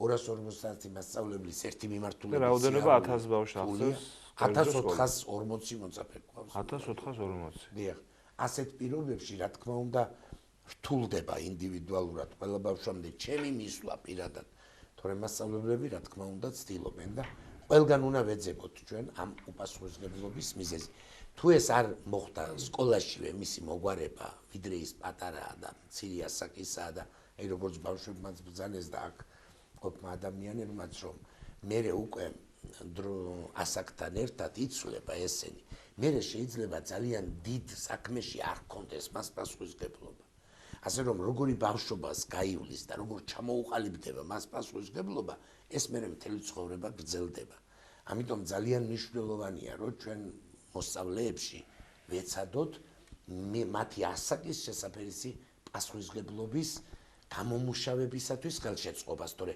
იმას თვითონ გამოიმუშავებენ ჩვენი არ უნდა არაფერი. ამასიათ მოვისმინე ერთი ესე იგი TED.com არის ესეთი ვებსაიტი, სადაც არის ძალიან ბევრი პრეზენტაცია ძალიან ბევრი ლიდერის სხვადასხვა თემებზე და ამ ბოლო დროს ვუყურებ ხოლმე განათლების შესახებ პრეზენტაციებს.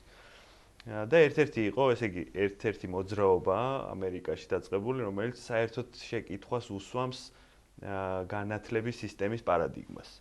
ანუ ისინი ამბობენ, რომ ჩვენ, ესე იგი, რაღაცა ჩვენი განათლების სისტემით სოფლიოს გარშემო, რა თქმა უნდა, ბევრი განსხვავებაა, მაგრამ ძირითადი პარადიგმა განათლების არის ერთი და იგივე, რომ ჩვენ მივცეთ ადამიანებს განათლება და ვასწავლოთ მათემატიკა, ფუნდამენტური მეცნიერებები ჯერ და შემდეგ, ანუ რაღაცა ყალიბით რაღაცა ესე იგი კონკრეტული გზები მივცეთ, ვისაც განათლებას ვაძლევთ.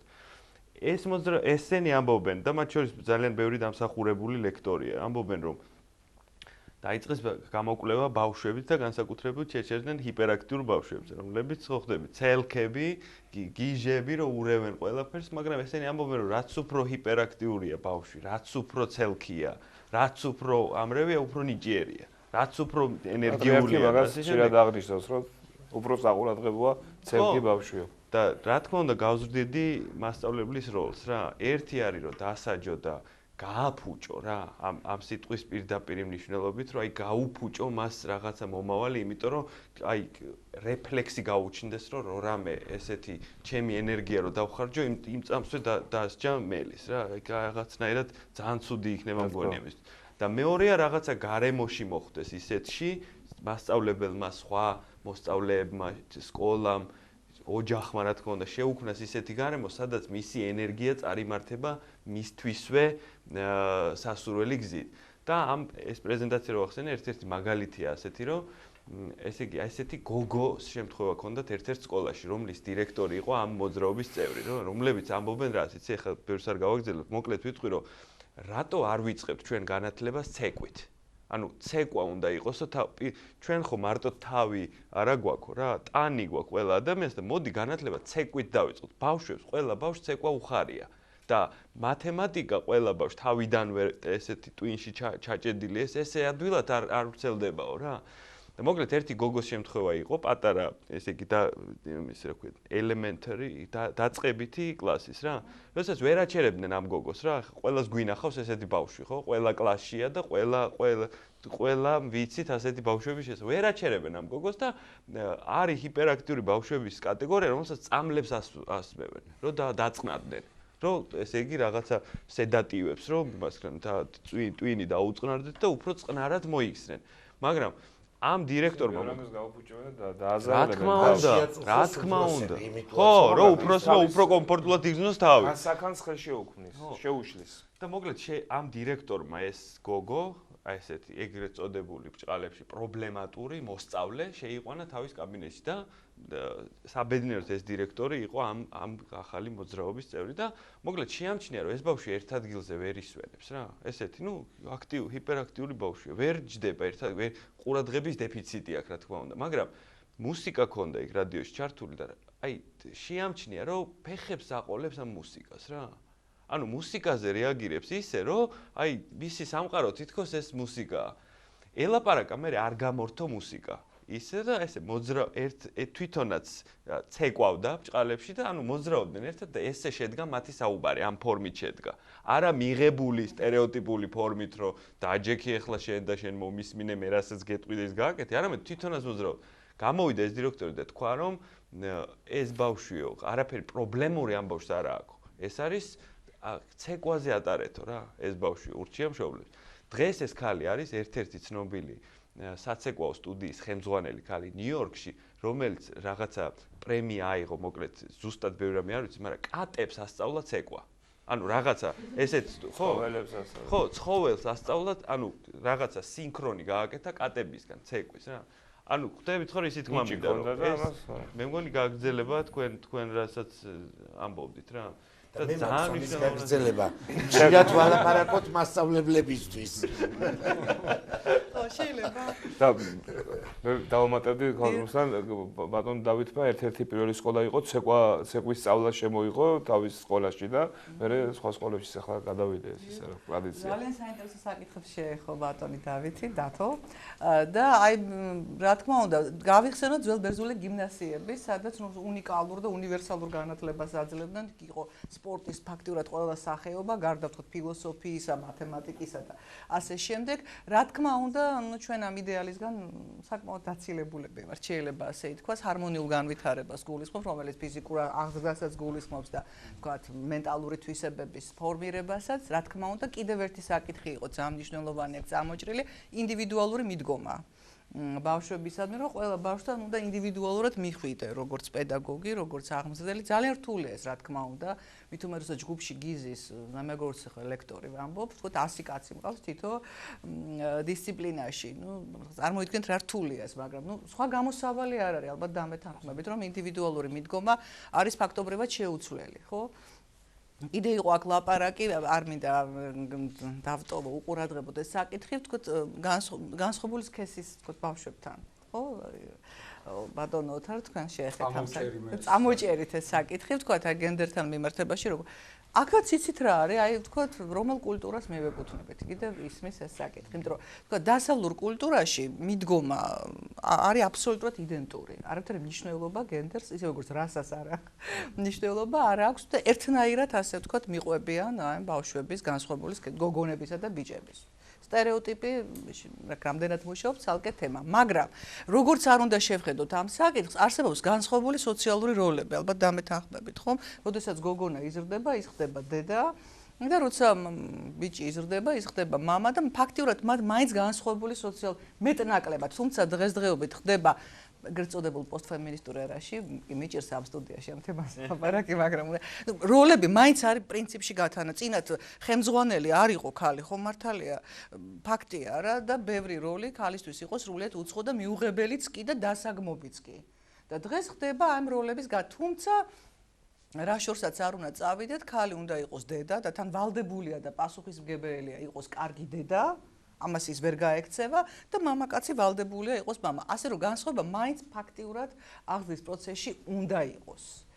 ძალიან საინტერესოა ის, თქვათ, აი როგორ გვესმის ჩვენ ამ პროცესში თავისუფლების მომენტი, თქვათ, რამდენად უნდა ადამიანს ამა თუ იმ როლის აღება, რამდენად შეუძლია ამ როლში გარკვეული ინტერპრეტაციების შეტანა, თქვათ, და მათი ვარირება, მაგრამ მე მაინც ვემხრობი იმ ადამიანების რისკს, რომლებიც თვლიან, რომ უნდა იყოს ხისტი სოციალური როლებიც. ანუ ქალმა უნდა დედის როლი კარგად შეასრულოს. შეიძლება ეს ჩათვალოთ, რომ ძალიან ეს ხისტი მიდგომაა, მაგრამ უნდა შეასრულოს, როგორც მამაკაცმა უნდა კარგად შეასრულოს, ეს არის მისი პირდაპირი პასუხისმგებლობა და ვალდებულება. მამის როლი, სხვა ყველა სოციალური როლი აი ამ ორ როლთან შედარებით არის მეორადი და მეორე ხარისხოვანი. იმიტომ რომ ეს არის ფაქტიურად ფუნდამენტი, რომელზეც დგას საზოგადოება. აქ იყო კიდევ ლაპარაკი ოჯახზე და ოჯახის მნიშვნელობაზე. ოჯახი როგორც სოციალური ატომი ქმნის, ასე ვთქვათ, ფუნდამენტს, რომელზეც ყალიბდება პიროვნება. თუ ჩვენ გვინდა რომ ეს პიროვნება მე დიდ სოციუმში გავიდეს, როგორც ასე ვთქვათ, სრულად ფუნქციონირებადი პიროვნება, მას ოჯახში უნდა გქონდეს ამისთვის შექმნილი აუცილებელი პირობები. ამიტომაც აი კიდევ ერთხელ ამ კითხვასთან დაკავშირებით როდესაც ვაჟი იზრდება, მასში უნდა იყოს ის თვისებები ფორმირებული, რომელიც ხელს შეუწყობს მისი როგორც მამის ჩამოყალიბებას და ამ როლის ოპტიმალურად შესრულებას ზრდასრულ ასაკში და გოგონაში დედის როლი, რა თქმა უნდა, უმნიშვნელოვანესი და უნდა იყოს პირობები აღზრდის დროს ამისთვის შექმნილი აუცილებლად. და სხვა როლები უკვე არის ინტერპრეტაციის და არჩევანის საკითხი. თქვათ, გოგონა გახდება ლიდერი თუ არა, ეს უკვე მისი თქო არჩევანია და ასე შემდეგ. ერთი ასპექტი მინდა გამოვყო კიდევ პასუხისმგებლობაში. მოქალაქეობა. რაც ფაქტიურად რაზეც არავინ არ ფიქრობს და მე რაც გულისხმობ მოქალაქეობაში. ქუჩიდან ქუჩაში გადასასვლელზე გადასვლაში. მანქანის ნორმალურ მართვაში. ხება თვითონ პასუხისმგებლობა დიდია და ყველაფერს. ხო, არა, ეს აუცილებელია, მაგრამ გიორგი, მე ვფიქრობ, რომ მოქალაქეობიდან იწყება ადამიანის აღზრდა. მე მახსოვს სკოლაში, როდესაც მივედი 0 ჯგუფში, ჩემ დროს 0 ჯგუფი იყო. როცა მასწავლებელი გვაცილებდა სახლში, ხელს ჩაკვიდა და გვეტყოდა, გაიხედე ჯერ მარჯვნივ, გაიხედე. ანუ გვასწავლიდა, ეს იდებოდა შინაგანად. აი, როდესაც ადამიანი მიდის და უნდა რომ აიღოს მართვის მოწმობა. სწავლობს დღესაც ჩემ დროს 100 ბილეთი იყო, დღეს არ ვიცი რამდენია ხა რამდენი. ძალიან ბევრია. ძალიან ბევრია. თითოეული ჩვენთაგანი მეც რომ მინდოდეს ახლა დღეს მართვის მოწმობის აღება, დავждები კომპიუტერთან და სრული პასუხისმგებლობით დავიზეპირებ ყველა შესაძლო ვარიანტს, რომ მე ავიღო მართვის მოწმობას. მაგრამ როდესაც გამოცდას ვაბარებ და მადლევენ ამ მართვის მოწმობას, მოვიწყდება აბსოლუტურად ყველაფერი და შემიძლია ხან მარჯვნიდან ჩავეჭრა სხვა მანქანას. აი, აქ რომ მოვდიოდი ახლა გადაცემაში შესაძლოა მინიმუმ 3 ცირი ავარიულ შემთხვევას გადავრჩიმე. იმდენად უპასუხისმგებლოდ ვიქცევით აი ამ შემთხვევაში. ძალიან ბევრს გონია რომ ეკლესიურობა და ქრისტიანობა უпростоრად არ ეკლესიურობა. ქრისტიანობა არის მხოლოდ და მხოლოდ ის რომ დადიხარ ეკლესიაში, კითხულობ ლოცვებს, ყავს მოძღვარი, ამბობ აღსარებას. ნუ რას უკაცრავად. პირველი რაც არის, ეს არის იყო კარგი მოქალაქე. იყო სხვისთვის მაგალითის მიმცემი. რაღაცას რო შეჭამ ნაკლის, აი ეს ქაღალდი ქუჩაში არ დააგდო. თუ ურნა ვერ იპოვე, ჯიბეში შეინახო, რომ სადაც ურნას ნახავ, მე რეკ ჩაგდო. ანუ მე რას ვამბობ, რომ პასუხისმგებლობა და ზნეობრიობა სამ შემთხვევაში ზნეობრიობის ერთ-ერთი საქმეა. როდესაც სხვას არ უშლი სიარულს, როდესაც სხვას არ აფერხებ, როდესაც სხვას არ ეუბნები, რომ იცი, მე უფრო მაგარი ვარ, იმიტომ რომ მე განსაკუთრებული ნომერი მაქვს მანქანაზე მიწერილი, მე შენს წინ უნდა წავიდე. მაცხოვარი ამბობს პავლე მოციქულის სახელით ერთ-ერთ ეპისტოლეში. ურთიერთ სიმძიმე იტვირთეთ და ასე აღასრულეთ ჯული ქრისტესი. თუ სხვისას არ იგებ და თუ სხვის არ შეგიძლია გაითავისო და სხვას დაუთმო, ვერანაირი ქრისტეს ჯულის აღსრულებელი ვერ ახარ. მაშინ ხარ ერთი ჩვეულებრივი წარმართი, რომელსაც არის ამ ფეტიშისტი ან კეპტაგან არ ვიცი რომელიმე სხვა რომელიმე რელიგიის წარმომადგენელი. ძალიან მოხარული ვარ მამა დემეტრი, რომ აი ესეთი ინტერპრეტაცია თქვით თქვენ და როცა ამას ცნობილია ფსიქოლოგიურად, რომ ჩვენ გვაქვს წესრიგის მოთხოვნილება. ოღონდ ჩვენ ამისათვის პირადად ძალიან ნაკლებ რამეს თუ ვაკეთებთ რა. არაფერს არ ვაკეთებ, ჩვენ სხვისგან ვითხოვთ, ხო? და ამას ვამბობდი, როცა თქვენ ამბობთ, რომ ესე ვიქცევით, ეს არის სწორი. და არა ესე იქცევიან, ხო? ისევ სხვისი დაბრალების ამბავში. რა თქმა უნდა, გარემოს აქვს მე როცა ცხოვრობდი ამერიკაში, ხო ხდებით, გარემოა მანქანის სტარების. ღვედის მე რო ჩამოვედი თქვენსავით, მე ვიყავი ერთადერთი მე მგონი მძღოლი საქართველოში, ვისაც ღვედი ეკეთა. სულ მეკეთა, იმიტომ რომ შეჩვეული ვიყავი და რაღაცა იმის დისკომფორტს გრძნობდი ამის გარეშე. სუფრასთან მაგდონემდე არ მივსულა, ხო? მაგრამ აი გარემოს თქმა მინდა რა, როდესაც შენ გაქვს მოთხოვნილება, რომ აი წესრიგი იყოს წითელზე ყველა გაჩერდეს და შენ თვითონაც ყოფილა შემთხვევა, რომ შენ თვითონაც არ გაჩერებულ ხარ. მოდი სხვას ნუთხოვ იმას, რომ სხვა აუცილებლად დაიცვას წესრიგი.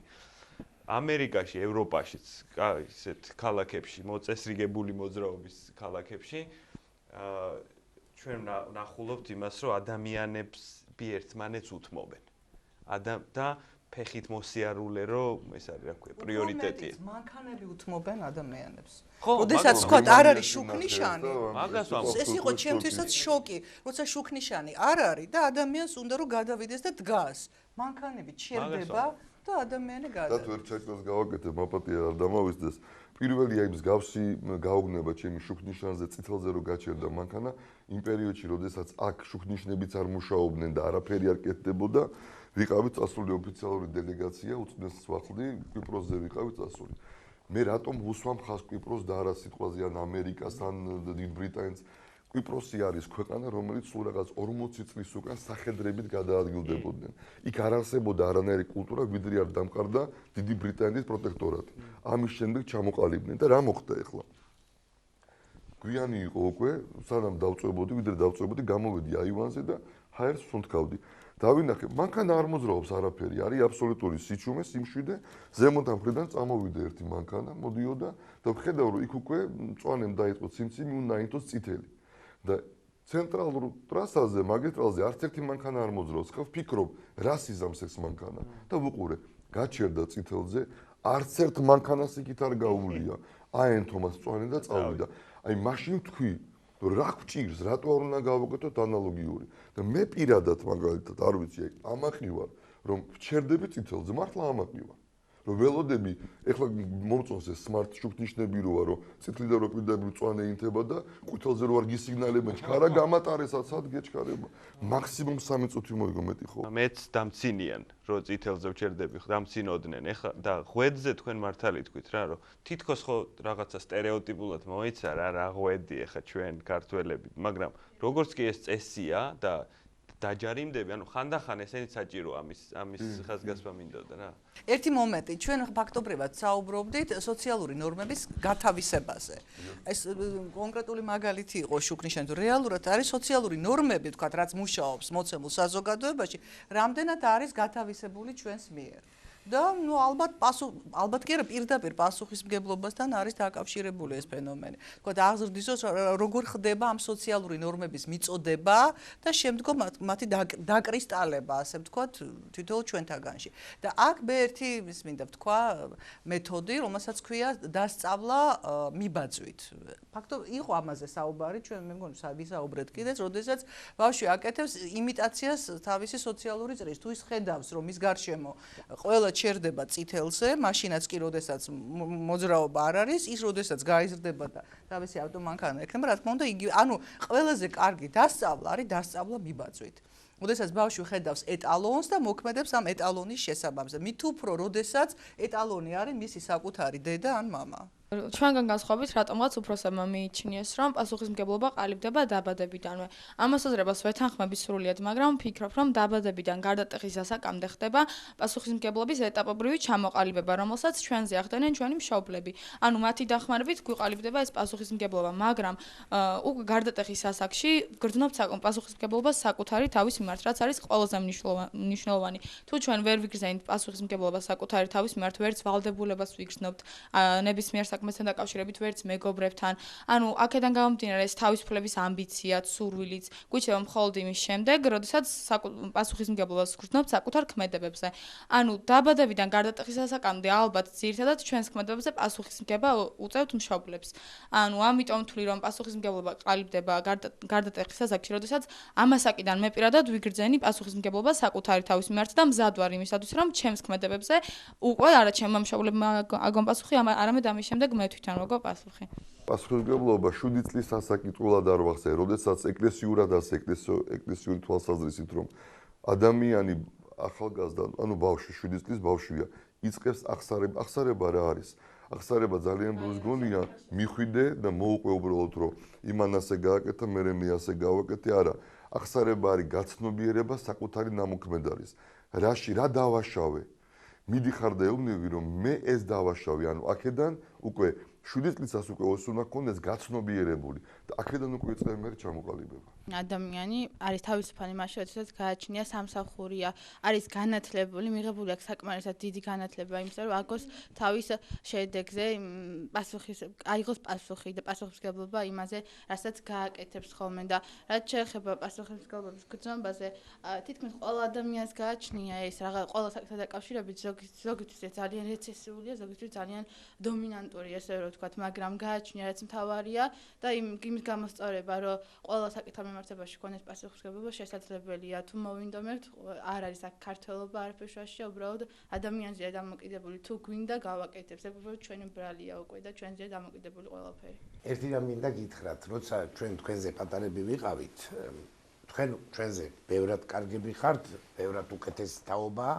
არ ჩათვალოთ რომ მე ახლა ვამბობ რომ აი ჩვენ დროს რო იყო მე მემაჩნია რომ მასწავლებლები მით უმეტეს არ უნდა იყოს ვინც ამბობს ჩვენ დროს რო იყო იმიტომ რომ უნდა მიხვეს დროს ყველაფერი მოაქვს საუკეთესო ისევე როგორც რაღაც ბანკიერიც მაგრამ ყოველ შემთხვევაში განვითარებას წინ ვერავინ დაუდგება ამიტომ ყველა ახალი თაობა ჯობია წინა თაობას ამას არ აქვს არანაირი ალტერნატივა ჩემი თვალსაზრისით ეხლა რაც შეეხება თავისუფლებას, აი მე ეს მინდოდა, მე თქვა თქვენთვის, როცა მე პირადად თქვენზე პატარა ვიყავი, ბავშვი რომ რამეს გააკეთებდა ისეთსაც, რომ არ ჯდებოდა ჩვენს შეხედულებაში, დავრბოდით და ვყვიროდით გიჟი თავისუფალია.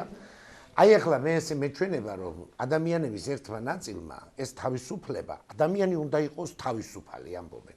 რას ნიშნავს ადამიანი უნდა იყოს თავისუფალი? ყველა ეტაპზე ცხოვრების ბავშვობიდან დაწყებული დაბადების მერე ყველა ეტაპზე ადამიანებს გვაქვს რაღაცა მოვალეობები ირგვლივ მყოფი გარემოს მიმართ როგორც საზოგადოების მიმართ ისე თუგნება სცენარის მიმართ ყველაფრის მიმართ გვაქვს პასუხისმგებლობა აი თუ იმ პასუხისმგებლობას კარგად ვასრულებთ ჩვენ მაშინ ვართ თავისუფალი აი ეს არის თავისუფალი ვინც კანონს იცავს ის კანონი თუ არ მოგწონს უნდა შევცვალოთ მაგრამ სანამ არის ის უნდა შევასრულოთ. აი ეს არის თავისუფლება. ეხლა ჩვენ ამაზეც მინდა ჩემი მოსაზრება გითხრათ, იმიტომ რომ ძალიან მომხვდა ესა, ბევრი მაგალითი მოვიყვანეთ ჩვენ ამ ქვეყნის, იმ ქვეყნის, იქ გაგებულის, აქ გაგებულის და მინდა ჩემი აზრი გამოვხატო მაგასთან დაკავშირებითაც, რომ უფრო კულტურული ქვეყანა, ვიდრე საქართველოა, ძნელი წარმოსადგენია მთელ მსოფლიოში. ოღონდ ცივილიზაციას ჩვენ ჩამოვრჩით იმის გამო ეს ჩვენი ბრალი არ არის ბავშვებო ეს არის იმის ბრალი რომ ჩვენ ვიცხოვრეთ რაღაც მონურ ყოფაში ძალიან დიდხანს ეხლა ჩვენ ვამბობთ აი უკანასკნელ წლებში რუსეთი ამდენი წელი მაგრამ მანამდეც ხო ვიცით ჩვენი ქვეყნის ისტორია და აი ამ სხვადასხვა ქვეყნის შემოსევებმა და ამ უბედურებებმა რაც ამ ჩვენ პატარა ქვეყანას ქონდა ამდენი ხნის განმავლობაში, რა თქმა უნდა, თავისი თაღი დაასვა. ყველა ომი პროგრესის წყაროც ხდება ხოლმე და ბევრი მანკიერების დამკვიდრებისაც. ამიტომ საქართველოში, როგორც გზაჯვარედინზე, ერთი საინტერესო რამ მინდა გითხრათ, რომ ასე ამბობდა ბაბუაჩემი, რომ იმ კუთხეშიო, საქართველოსიო, ცუდიაო ხალხიო და რატო მეთქი მეუთხარი და მატარებელი დადისო. ცივილიზაციას თვითონ მოაქვს ბევრი მანკიერებები. ეს არ ნიშნავს, რომ საქართველოს ჩვენ ვინმეზე ნაკლებები ვართ, ან ქართველი კაცის, აი მე დღეს ძალიან არ შემიძლია ესეც არა ვთქვა, ძალიან გამიხარდა ბატონმა დავითმა ისეთი შეხედულებები წარმოადგინა, თითქოს საკაცობრიო ღირებულებები იდოში. იცით რაც წარმოადგინა, ამერიკაში რო იყო, იმიტომ კი არა. ქართველი როა და ის რო ისწავლა იმით. ის აზროვნებს ქართულად, ქართული მენტალიტეტი აქვს მას და ის რო ისწავლა უკვე. აი ეს ამერიკელი ასე კი ვერ ხედავს ამ მოვლენას, თორე იმან შეიძლება უფრო კარგად იცის ის ყველაფერი. იმიტომ რომ ეს არის ქართული ფენომენი. ამიტომ მე მინდა თქვენ ახალგაზრდებმა იამაყოთ რომ ქართველები ხართ, მაგრამ უნდა ერთად შევქმნათ ცივილიზაცია. პასუხისმგებლობა კანონიერების მიმართ, კანონების მიმართ. ბატონ დავით, ჩვენ ერს რო არ ქონდა პასუხისმგებლობა, რო არ ქონდა მოვალეობის შესრულება, ეს გზნობა როგორც საჭიროა ისე, ვერც ვარძიას ავაშენებდით, ვერც გელაც, ვერც ბაგრას და ვერც ჯვარს და ვერც სვედისხოვეს. რა თქმა უნდა, იყო ჩვენ ვერც ამებას. ეხლა კიდე სამებას ანუ ჯერ კიდევ შეგვიძლია გაგვაჩნია შემოქმედების უნარი გვაქვს. პასუხისმგებლობა ხო არის რაღაც მოვალეობა რაღაცის მიმართ და არის რაღაცა, რასაც ძალით აკეთებ, არ გინდა რომ გააკეთო და მაინც აკეთებ და ეს არასდროს არ იღებს ისეს შედეგს, როგორც უნდა იყოს და სანამ ადამიანი არ გაითავისებს, რატომ აკეთებს ამას და თავისად ანუ არ გაისხლორცებს, რომ რაღაც მიზეს, რომ ეს აუცილებელია და მე მოვეხმარებ ამ მოზარდს ჩვენ ერთ-ერთ გადაცემაში ქალბატონ ნანა ჩაჩო ფსიქოლოგმა ახსენა ეს თემა ვიტყვი ამ თემას არის ერთი რომ მე მინდა გავაკეთო ეს მე მინდა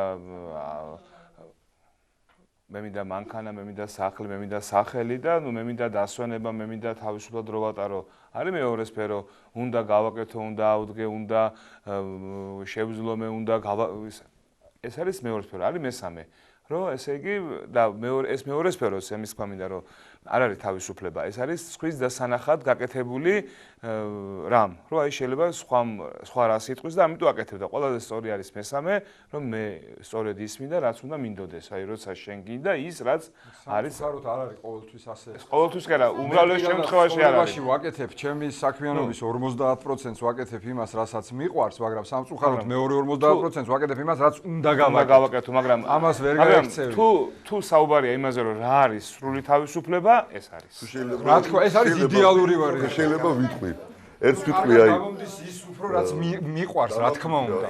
რა თქმა უნდა. ბავშვების ამ ნათქვამმა ეხლა რომ რაღაცას ვიღაცა ვერ გაიგებს ისე როგორც საჭიროა, ანუ ყველა სხვადასხვანაირი რეაქცია აქვს, არა? თქვენ ამბობთ სწორედ ამის სახებ და მეორე ბრძანა კიდევ რომ საკუთარი რაღაცა გიხარია, რაღაცა არ გიხარია, ხო? პირველი ის არის რომ ეს არ ვიცი ადამიანური მომენტი ალბათ ადამიანის პრობლემაა საერთოდ ზოგადად საკაცობრიო, როდესაც გვაინტერესებს რას აკეთებს სხვა. ნაკლებად გვაინტერესებს რას ვაკეთებთ ჩვენ. ამას წინათ ვამბობდი კიდეც ერთ აღარ მახსოვს ვამბობდი რომ ყველამ უნდა დავიმახსოვროთ გასაგებად რომ სხვის იცოდვა ჩვენ არ მოგვიკითხება. შესაბამისად არც ჩემი მოეკითხება სხვას. და აქედან გამომდინარე არც ჩემი მადლი აცხონებს იმ ვიღაცას რასაც მე ვაკეთებ და არც მისი მადლი იქნება ჩემთვის გამოსადეგი, სადაც წარუდგები პასუხისაგებად ეს ერთი. ხოლო რაც შეეხება საკუთარი თავის იძულებას. ოთარ, შენ საპასუხოდაც და ყველა საპასუხოდაც რომ აი ეხლა არა როცა იყო უწმინდეს ვახლდი ოფიციალური ვიზიტი თურქეთში, მისი ყოლად უწმინდესობის ბართლომეოს პირველი სახსრების 20 წლის თავი იყო და დავბრუნდით თბილისში გამთენიისას. 4 იყო დაწყებული, რომ თვითმფრინავი დაჯდა თბილისის აეროპორტში. ყველამ ვიფიქრეთ, რომ უწმინდესი კვირა დღე თენდებოდა და უწმინდესი დაისვენებდა, იმიტომ რომ დაღლილები ვიყავით ვიზიტიდან გამომდინარე ცოტა გადარმენა გქონდა და გარდა ამისა უძილოები და ეხა სახლში მივიდოდით რომელ საათზე და 9-ზე უკვე წირვანა ყოფილიყო. უწმინდესმა გამოგვიცხადა, რომ მე წირვას ვატარებ, ვისაც უნდა მოვიდეს ეხლა. ვისაც უნდაზე არ არის ეხლა, მე უნდა მივიდე უსათუოდ, ხო, იმიტომ რომ არ შეიძლება. 5-ზე დავწექი 5 საათზე, 7 საათზე მომიწია ადგომა რომ მომზადებულიყავი და 9:30-ზე ტაძარში ვიყავი. წირვა რომ დამთავრდა, რაღაც მე სიამოვნა რომ წირეთ ეხლა თან ცოტა ხალხი იყო და ეს დიდი ფუფუნება ყოველთვის ბევრი ხალხია, როცა ცოტა ხალხია უფრო მეტად სიამოვნებს წირვის შესრულება. უწმინდეს უთხარი მეთქი როგორ მეთქი რა კარგია როგორ შეგვჭა მეთქი ეს წირვა თქო და აბარაო საერთოდ მადლიო იძულებით მოგეპოვებაო საკუთარი თავით თუ არა იძულე მადლს ვერ მიიღებ და მოციქულიც ამბობს ამას ეპისტოლეში რომ სასუფეველი ღვთისა იძულების და რომელმან აიძულა და რომელმაც აიძულო საკუთარი თავისი მან დაიმკვიდრო სასუფეველი ასე რომ ხანდახან იძულებაც კარგია გააჩნია ოღონ რაში აიძულებს საკუთარ თავს თუ ეგრე ვიმსჯელებთ და ყველაფერი ჩვენი სურვილით გავაკეთებთ მაშინ ძალიან ბევრ რამეს დავაკლდებით ამ ცხოვრებას მაგალითად ბავშვის მიხედვით მოზარდებს ძალიან გვეზარება ხოლმე დიდ ადგომა და თუ არ ვაიძულეთ საკუთარი თავი დიდ არავდგებით არ წავთ არ მივიღებთ განათლებას ვერ მივახცოთ ვერაფერში ძალიან საჭიროა ეს ორი განმარტება მე უნდა გავაკეთო და მე მინდა გავაკეთო ესე ძალიან მნიშვნელოვანია და ორივე განმარტებით უნდა ვიხელმძღვანელობთ ამ ცხოვრებაში წეგან საუბარი იყო უნდა გავაკეთოს და მინდა გავაკეთოზე. ანუ მე ვთვლი რომ უნდა გავაკეთო, იგივეა რაც ვალდებული ვარ გავაკეთო, მაგრამ როდესაც მე ვგრძნობ პასუხისმგებლობას, რომ ნამდვილად შემივალდებულებაა და ამიტომ ვაკეთებ, ეს ალბათ უფრო სამართლიანი ფორმაა, მაგრამ როდესაც ვაკეთებ უბრალოდ იმიტომ, რომ უნდა გავაკეთო და საზოგადოებას მოეწონება, ეს ალბათ არ არის სწორი, იმიტომ რომ მინდა გავაკეთო არის იმ შემთხვევაში მართებული ჩემი აზრით, თუ მე პასუხისმგებლობას და ვალდებულებას ვგრძნობ, ამ გავაკეთოს მიმართ. ძალიან ცნობილი განმარტებით თავისუფლება არის გაცნობიერებული პასუხისმგებლობა. თქვენ საშუალება გაქვთ ჩვენ სტუმრებს დაუსვათ თქვენთვის საინტერესო ნებისმიერი შეკითხვა.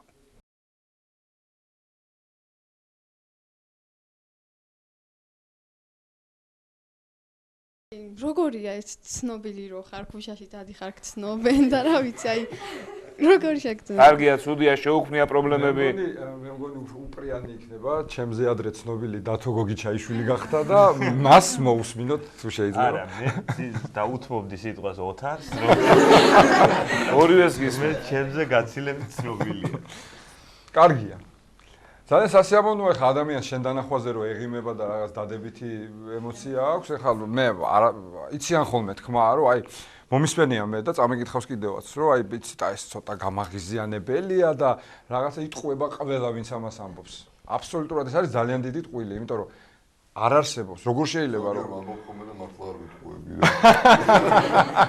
მართლა ზოგიერთ არა ზოგადად ყველა იმისკენ მიიწრებს რომ ცნობილი გახდეს არა სასიამოვნოა შენ დანახვაზე ადამიანს თუნდაც რო ეღიმება ეს არის სასიამოვნო მე მსიამოვნებს ყოველ შემთხვევაში ბოდიში ხა მამა დემეტრესთან სუდად გამომივიდა არა მე რას ვამბობ ძალიან ვარიან ისეთი ცნობადები რომელიც ჯეჯავრება ხო აბა იმათ მითხეთ როგორია ო ეგ თლი რომ შუაქალაქში იყო საჭირო რაღაცა ცვლილებები მე რატო გადაწყვიტეთ რომ ესეთი რადიკალური ყოფილიყო ეს ცვლილებები ამ შეკითხვას უპასუხებს სამშობლო სტუდიის გენერალური მენეჯერი დავით გოგიჩაიშვილი განმეორდები ძალიან ბევრჯერ გვითქვავს იგივე ყველგან განსაკუთრებით ტელესერიალში რომელიც ამდენი ხანია უკვე ეთერშია 4 წელი ხო ჩვენ სეზონებით ვზომავთ მე-11 სეზონი დაიწყო ახლა სიტუაციური კომედიის ფორმატის სიცოცხლის ციკლი ეგრეთ წოდებული არის 3 სეზონი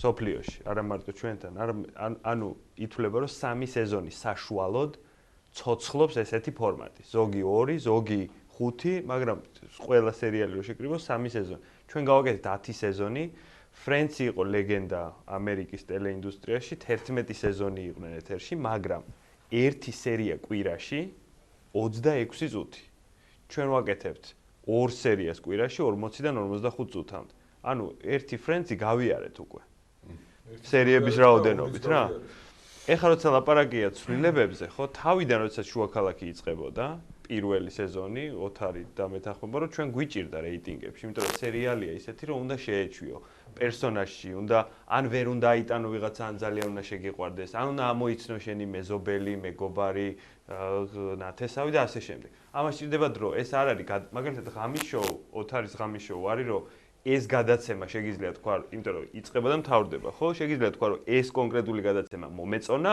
მეორე ის გადაცემა არ მომეწონა სერიალი ეს არის ადამიანების ცხოვრება რაზეც უნდა თავიდან შეეჩვიო როგორც ეს იყო პირველ შემთხვევაში შესაბამისად ჩემი პროგნოზი არის რომ პირველი სეზონი ალბათ დაჭირდება იმას რომ ადამიანები შეეჩვიონ ახალ პერსონაჟებს და ან შეიყვარონ ან უგულშემატკივრონ ან ასე შემდეგ ანუ მათთვის საცნობი გახდეს ამ ადამიანების ცხოვრების წესი და მისწრაფებები რა პრობლემა აქვს რა უხარია და ასე შემდეგ როგორც ეს იყო პირველი ხო თავიდან ახლა ჩვენც არავინ არ გვიცნობდა აბსოლუტურად ხო თუმცა რეიტინგები რაც ესე იგი რაც სერიები ეთერში გავიდა რეიტინგები არის არანაკლები ანუ იგივე ფაქტურად ჩვენ გვეგონა რომ მაინც იქნებოდა ეს დისტანცირება ისეთ დიდი მასშტაბით რომ უიმე ესენი ვინ არიან და ჩვენ ისინი გვერჩივნა რა თქმა უნდა მაგრამ თლად მასეც არ აღმოჩნდა რითაც ძალიან გახარებულები ვართ რა ან პროფესიით ექიმი ბრძანდებით და ანუ ამ ბოლო დროს რაღაც უფრო სატელევიზიო სივრცისკენ ხართ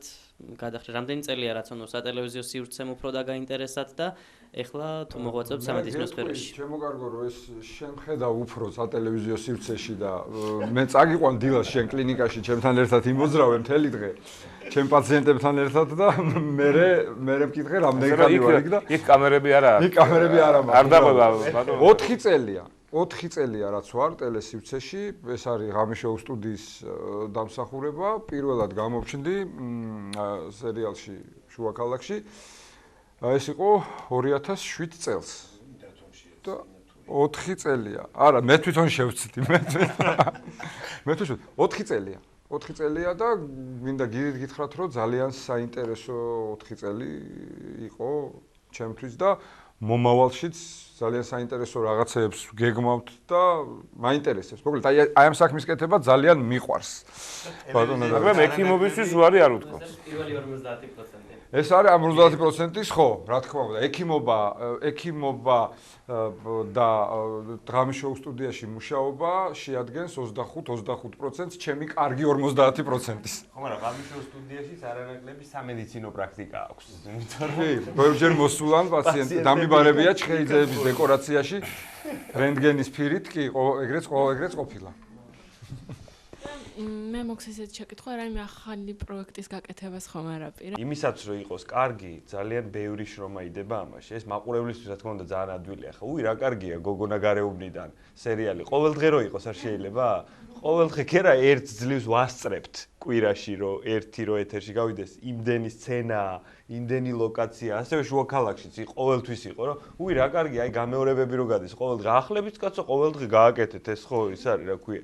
მე მინდა სახში დავждდე და უყუროდე თქვენ რაც გინდათ ის კიდე ოღონდ შუა ქალაქში რო ყოველდღე ახალი ყოფილიყო, მე ხლა აქ არ ვიჯდებოდი მამა გიორგი. დიდი ხნის გარდაცვლილი ვიქნებოდი იმ გრაფიკით. ამას კიდე ემატება პერიოდულად ფილმებსაც იღებთ. ასე რომ ხო, ეხლა ამ ეტაპზე რაც გვაქვს. მადლობთ შეკითხვისათვის რა თქმა უნდა, მაგრამ ამ ეტაპზე ვაკეთებთ შუა ქალაქს, გოგონა გარეუბნიდან, ღამის შოუს ოთართან ერთად და ფილმს ვიღებთ. მასაც ვიტყვი რომ შემოთავაზება ძალიან ბევრი აქვს სტუდიას, იმიტომ რომ ხა მეც არ გამომივიდეს თავისკება, მართლა კარგად მუშაობთ. ღამის შოუ სტუდია, ჩვენ თვითონ გვაქვს რამდენიმე იდეა თავში გვიეტრიალებს, ერთმანეთს უზიარებთ ხოლმე და ანუ გარედანაც არის რაღაც შემოთავაზებები, რომ აი ეს გააკეთეთ, ხა კარგად რო გამოდის, რაც გააკეთა ღამის შოუ სტუდიამ, ჯერჯერობით ყოველ შემთხვევაში ყველაფერი ცუდი არ იყო, მოდი ასე ვთქვათ, ძალიან რო არ თავისკება რო არ გამოგვივიდეს და არაფერს არ გამოვრიცხავთ მომავალში, შეიძლება რაღაც ახალი პროექტები დავიმატოთ. ჩვენი გადაცემის დრო მოიწურა, დიდი მადლობა გადაცემაში მობრძანებისათვის, საინტერესო საუბრისათვის.